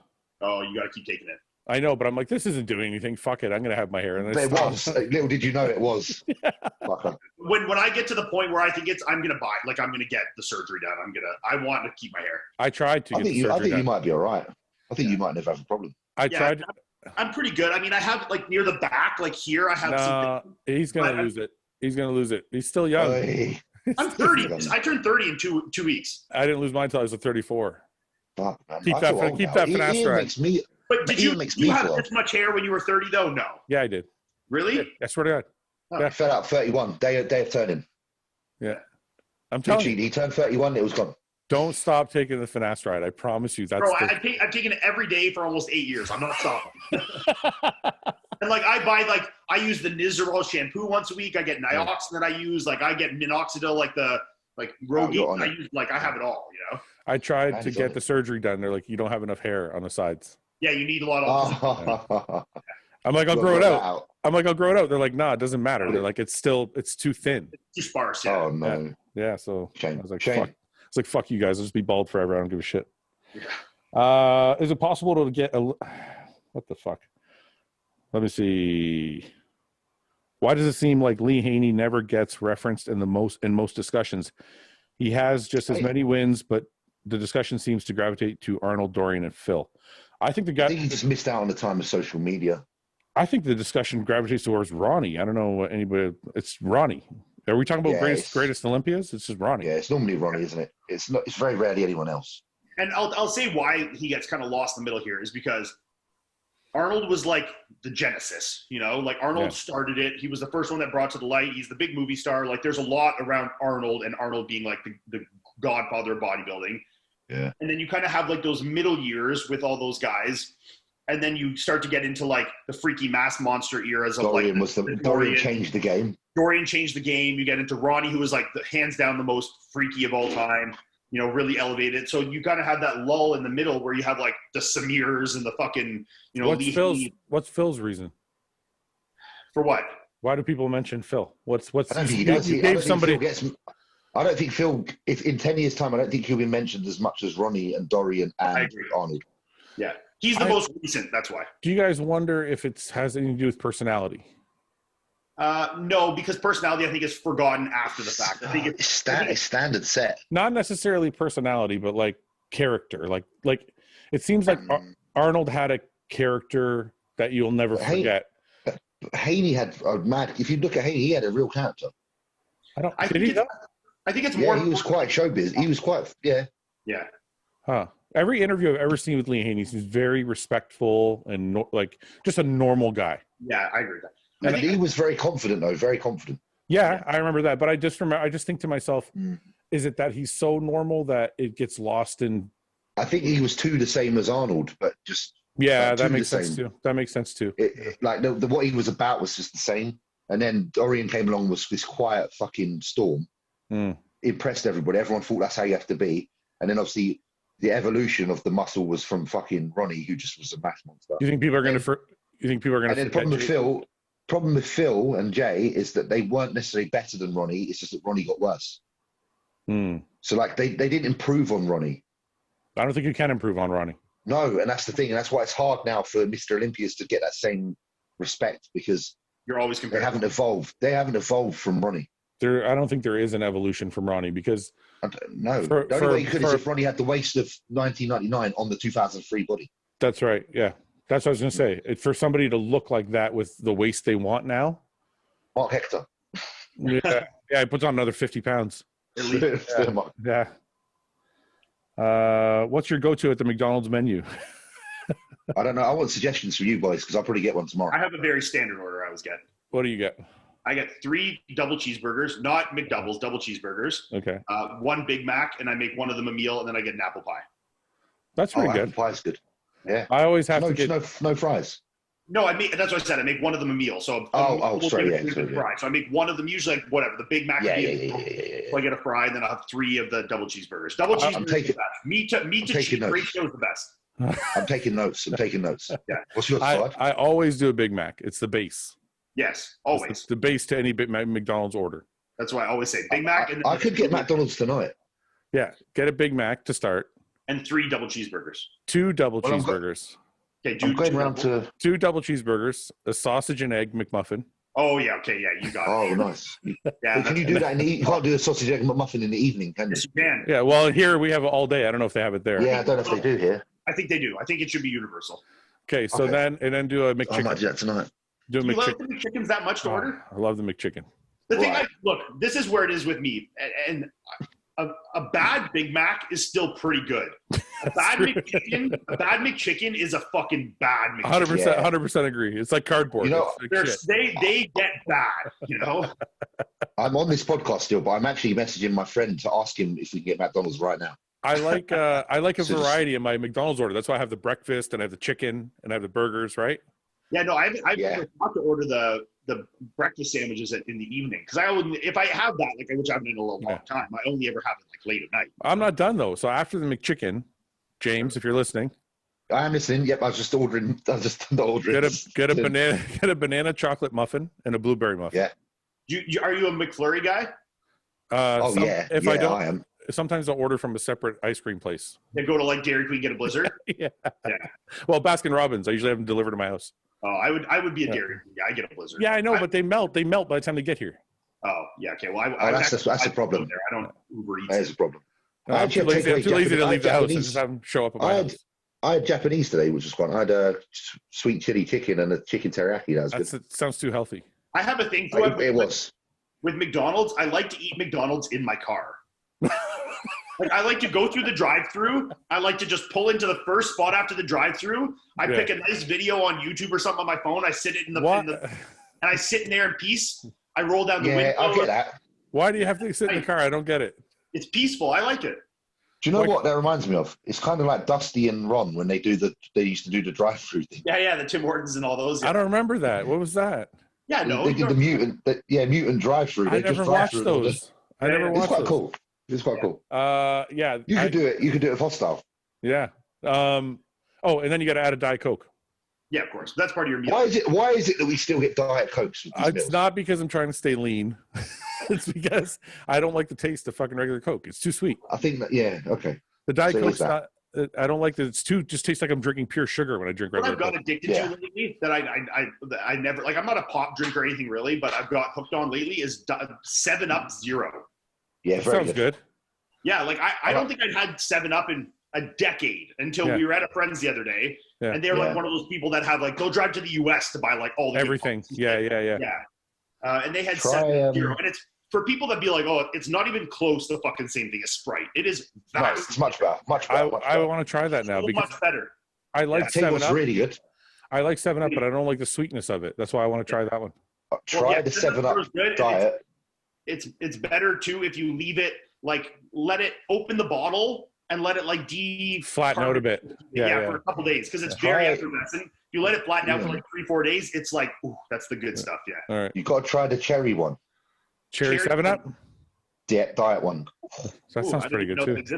It's very good. Very good. If they don't exist, they exist here, and I'll have to get them.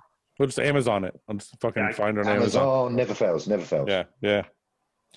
All right, now I want McDonald's. Fuck, I'm trying to get away from McDonald's. People keep talking about McDonald's. Fuck it, it's Christmas. Christmas is 2 months away. It's basically Christmas. 50 days till Christmas. Yeah. Fat people always have an excuse, right? It's Christmas. I'm doing it tonight. Literally, I'm going around to my friends. Yeah, okay. You won a show yesterday. I'm going to send you more pictures. I'm going to send you more pictures. No, don't, because I'm going to end up fucking Uber Eatsing. Yeah, that's fine. We're in the same boat. It's fine. I can't do it alone. I'm gonna ruin your whole off season. They're gonna be like, James had a year off and he did nothing. He got listen, 375 pounds, fat as like Lee Priest off season. Yeah. I am doing the trick, the 2 clean meals on, 1 meal off approach for this week. And then for the whole week, you're gonna do that? Yeah, for this week. All right, I'm proud of you. I like that. If Pat doesn't call me up saying, "What the fuck are you doing?" When is Hostile making a high stim pre and away? So our way comes out in December, but I do have a question for you guys, and you guys can comment in the comment section. Yeah. So I'm thinking about 2 different products. I'm thinking about a high stim pre that you can stack with Bloodshot, or I'm thinking about just an energy product. So like kind of like an energy stim, like it would just be like stimulants and nootropics. You could take it you can take it any time of day. You can take it like before your cardio. You can take it. We have this with ANS. So we have Rave, which is like energies and nootropics, and then we have Prophecy, which is our loaded pre, and then we have Dilate, which is just the pump. So I stack Rave and Dilate. That's like my go-to. That's what I think I want to do, because I have Hostility and we have Bloodshot, but Hostility is only 300 milligrams of caffeine. So I think I want to say 300, like when that's like so much, but in today's market, people are like, I want 1,000 milligrams. Yeah. They want more. We'll add ephedrine to that, you know? Yeah. I think go for a product that's like Singulara that you can have any time of day and stack. Yeah. I like that, because I think if you're doing stuff at home or if you're working and you cognitive kind of, focus and shit. I like that feeling too, man. I actually like the nootropics better than nootropics are in. That's a good idea. Yeah. I just like it better than the stimulants, because I don't like that shaky fucking manufactured feeling. You can advertise it as the stack and give a deal for buying the stack together. I mean, there's a lot of ways you can go with it, so that's a good idea. Yeah. Rank fit chicks, thick chicks, muscle chicks, fat chicks in order. Okay, I need to write. Your wife's behind you. Be careful. That's okay. That's fine. Hey, listen, it's been so long. I just like chicks. Fit chicks, fat chicks. Wait a minute, James hasn't had anything for a while. He's like, I'll take any chicks. Yeah. It's been like 2 months. Fit chicks, fat chicks. What do we got? Let me hear the options. Fit chicks, thick chicks. Thick. Yeah. Muscle chicks. Yeah. Fat chicks in order. So there's 4. Yeah, but he doesn't have skinny chicks in here. So we can add one more. We'll add skinny chicks. There's 5. Skinny chicks. Okay. So we're going to go from best to worst or worst to best? Worst to best. Okay. Ian's already made up his mind. I love it. I love how he's already so on it. Somebody's getting so offended. I got this in my notes here. I'm ready to go. Okay. Fucking hell, he's actually done it. Okay, babe, what are we doing here for the ranking? Am I supposed to guess what you're going to rank? Yeah, let's hear what Melissa thinks. I'll rank them first. Well, I already know what she's going to say. She's fit chicks is first, of course. No, she won't put fit chicks first. She'll put it completely different. Okay, so all right, let's see what Melissa thinks. Thick chicks is first. Fat chicks is second. Because skinny chicks is last. Yep, she got it. You missed muscle chicks, but that would be the second last. But muscle chicks, what's that mean? It means like a bodybuilder chick. Oh, that would be probably before skinny. Yeah. Yes, yeah. So what she said exactly right. I'd be thick chicks, thick with a TH. Fat chicks. Yeah. Fit chicks, muscle chicks, skinny chicks. That's my order. That's my order as well. Does a skinny chick have big boobs? No, probably. Well, I mean, you can buy her big only boobs. fake ones. Yeah, you can put some. If I can have a skinny chick with big boobs, that's first. That's your first. You just skinny with big boobs. That's so boring. What'd she say? She says that's so boring. How's it so boring? It's great. She's got big boobs. Fouad, you just sound like all my friends. You just sound like all my friends over here. Like if they're skinny and they've got a rack, they'll do. That's it. Perfect. I'm into like a little more like meat on the bones. So I'm gonna go. Need a little bit around the hips. Yeah. I'm gonna go skinny first, but has to have big boobs. Okay. And then I'm gonna go thick chicks. Thick. Yeah. Okay. Then fat chicks. Yeah. Then muscle chicks. You forgot fit chicks. Oh, sorry. Okay, so Fit and muscle. No, wait. I'm gonna go thick, fit, fat, muscle. Okay. Yeah. So your fat chicks is before your fit chicks? Me? Yeah. Yes.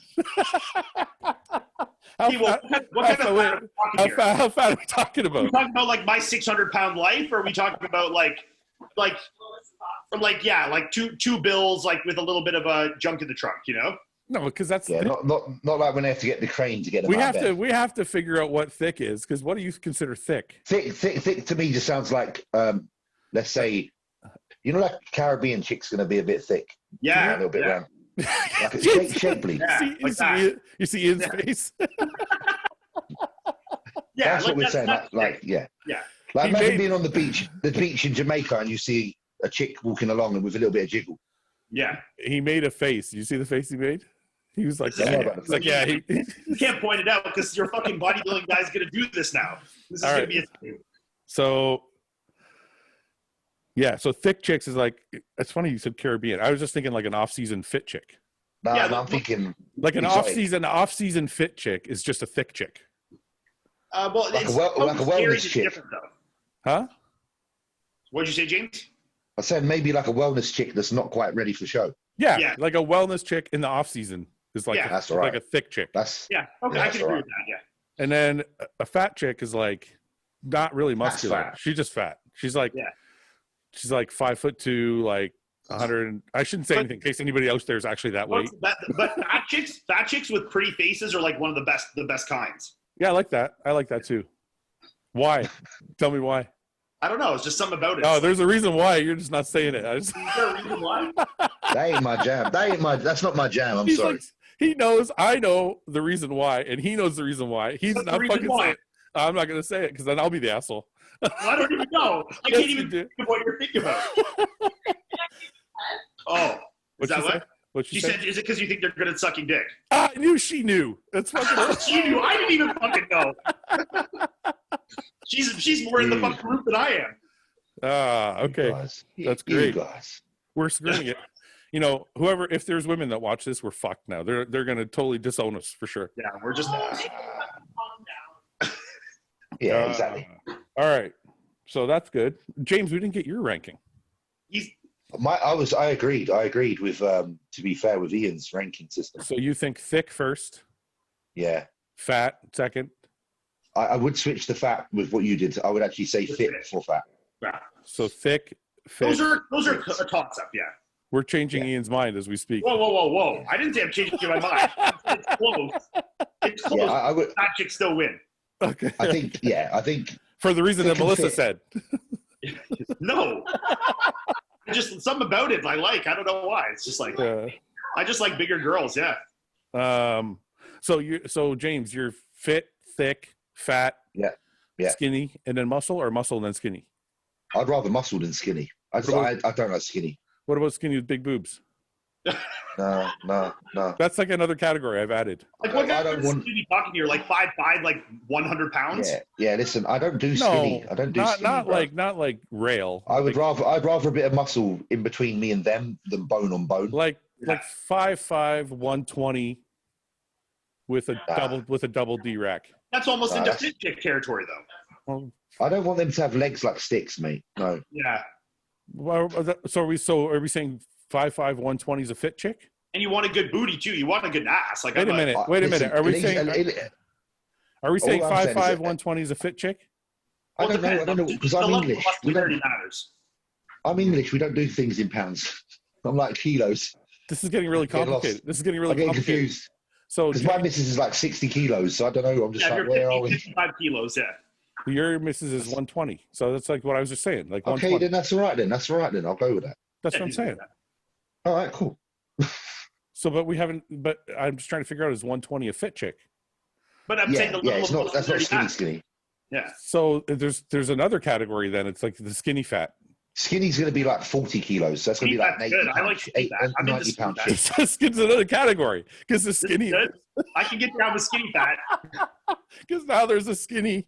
The skinny is like just a rail, like just a skinny, like nothing. Yeah. And then there's skinny fat. That's like no muscularity and kind of thin, but still's got like a bit of boobs and butt. Yeah. Yeah, that's a good one. Okay, that's my number one because that's my fucking wife. I'm not getting involved. I'm not getting involved with this. Well, I'm assuming, does Yannicka work out? Yeah. Oh, I don't know if she works out or not. Is she fit? She's pretty fit. Yeah. Yeah, man. Okay. Yeah. I met her in the gym. I met her in the gym. Oh, that's right. Yeah, I remember that. Okay, that's right.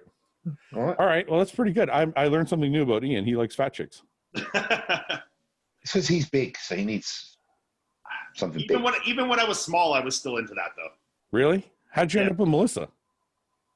My winning personality. She says her winning personality. I don't know, just connection, mutual. Like we met through a mutual friend. It was just like a good connection. But Is it weird that you don't?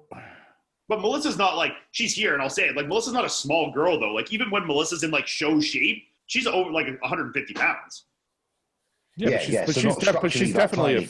Listen. Yeah, but I don't want to talk about her like she's not person. here, but she's definitely a fitness chick or she's not a thick chick or a thick chick. or a thick chick. Yeah. Yeah. Because we basically said I put thick chicks as number one. She knows when she's like thicker in her off season. That's like my number one. When she's like show peeled, she's becoming muscle chick, which is like it's like I love her and I like her, but like that look is not my yeah. So we married what we were supposed to marry. Yeah. I think so. I'll probably be married soon. So. Oh, you're not. That's right. You're not married. Oh yeah, but I've been with her long enough to propose at least. So fuck yeah, I'll do it soon. How long have you been together now? I'll make like 5 years. What are you waiting for? I proposed at 5 years. We were together 5 years. I'm waiting for COVID to fuck off so I can actually do something. I proposed for 5 years as well. Yeah. Did you? Yeah. How long was your engagement? I proposed in 2017. Right? So I'm under pressure then. I'm under pressure. How long was your engagement? Ian? We got engaged December 6th, 2017. We got married November 17th, 2018. So just under a year. So I could be married by this time next year. Yeah. We were engaged for like 5 months and then we bought a house together thinking we were going to move in together. Yeah. And my mom was like, "You're not fucking married. You're not moving in together." I'm like, "What?" She played that card. Yeah, because she's really religious, right? She's like, "You're not married." Yeah. So we had to do a shotgun wedding. Like it was like in a week we put together a wedding. Yeah. And we got married. So we were engaged for like 5-6 months, something like that. Okay. Well, I think that's a good note we should end on. Now we all know what our preferences are. And we all married our preferences too. That's funny. Yeah. Think it always works that way? Yeah. No. No. I don't think everybody gets what they want, do they? No. Definitely. I'd like to hear you need a girl on the show. You should ask like Missy this when you had her on, like put her guys in order. I think Missy was really nervous, and actually so was I. So I didn't want to like deviate from the bodybuilding. You have to be comfortable with somebody to have them on and go, "Hey, who do you want to fuck?" have her on a few more times, and just Well, Melissa's standing right there. You can ask her what she likes. So we got what? Skinny dudes. Skinny, fat. Dad bods, which is like skinny fat. Okay, skinny, fat, thick, and muscular. Oh my god. Muscular's number one. Is it? But it wasn't always. I don't think I knew what I liked. Okay. I think when you get older, you know it. I'm close. It changes. Wait, so muscular is number one. Okay. What's the other option? There's skinny, fat, thick, and fat. Feels like there's more for the men. No, same. Thick would be next. Then skinny fat, and then skinny, and then fat. So fat's last. Okay. Yeah. So like look at Ian's face. Was I making a face? No. So basically, Ian knows never to get fat. He's like, "Don't ever get fat. That's all I got to do." I couldn't even get fat if I tried, man. I wish. I know. All right. No, that didn't surprise me. I could have told you exactly your order. Yeah. Yeah, that didn't surprise me either. I was a little bit surprised between skinny and skinny fat. Having skinny fat before skinny? I thought skinny would have been before skinny fat. That's because what? Tell them I don't like being bigger than the guy. Yeah, see, she's not a small girl. You just want to date a guy that's smaller. Yeah, that'd be fucked up. Like it's not, that wouldn't be easy in the normal. I'm also talking about having sex with somebody, not dating. Yeah. Did you hear that? Oh, what about dating? Is that different? What is dating? Is dating list different? Well, you have to have sex with someone when you date them. No, I know, but she's saying like if it's a one night stand. I'm saying what if it's at a prolonged? Yeah, if it's a one night stand, skinny might go ahead. No. If it's a one night stand. Or they're lower. If I'm dating, that matters less to me. Oh, okay.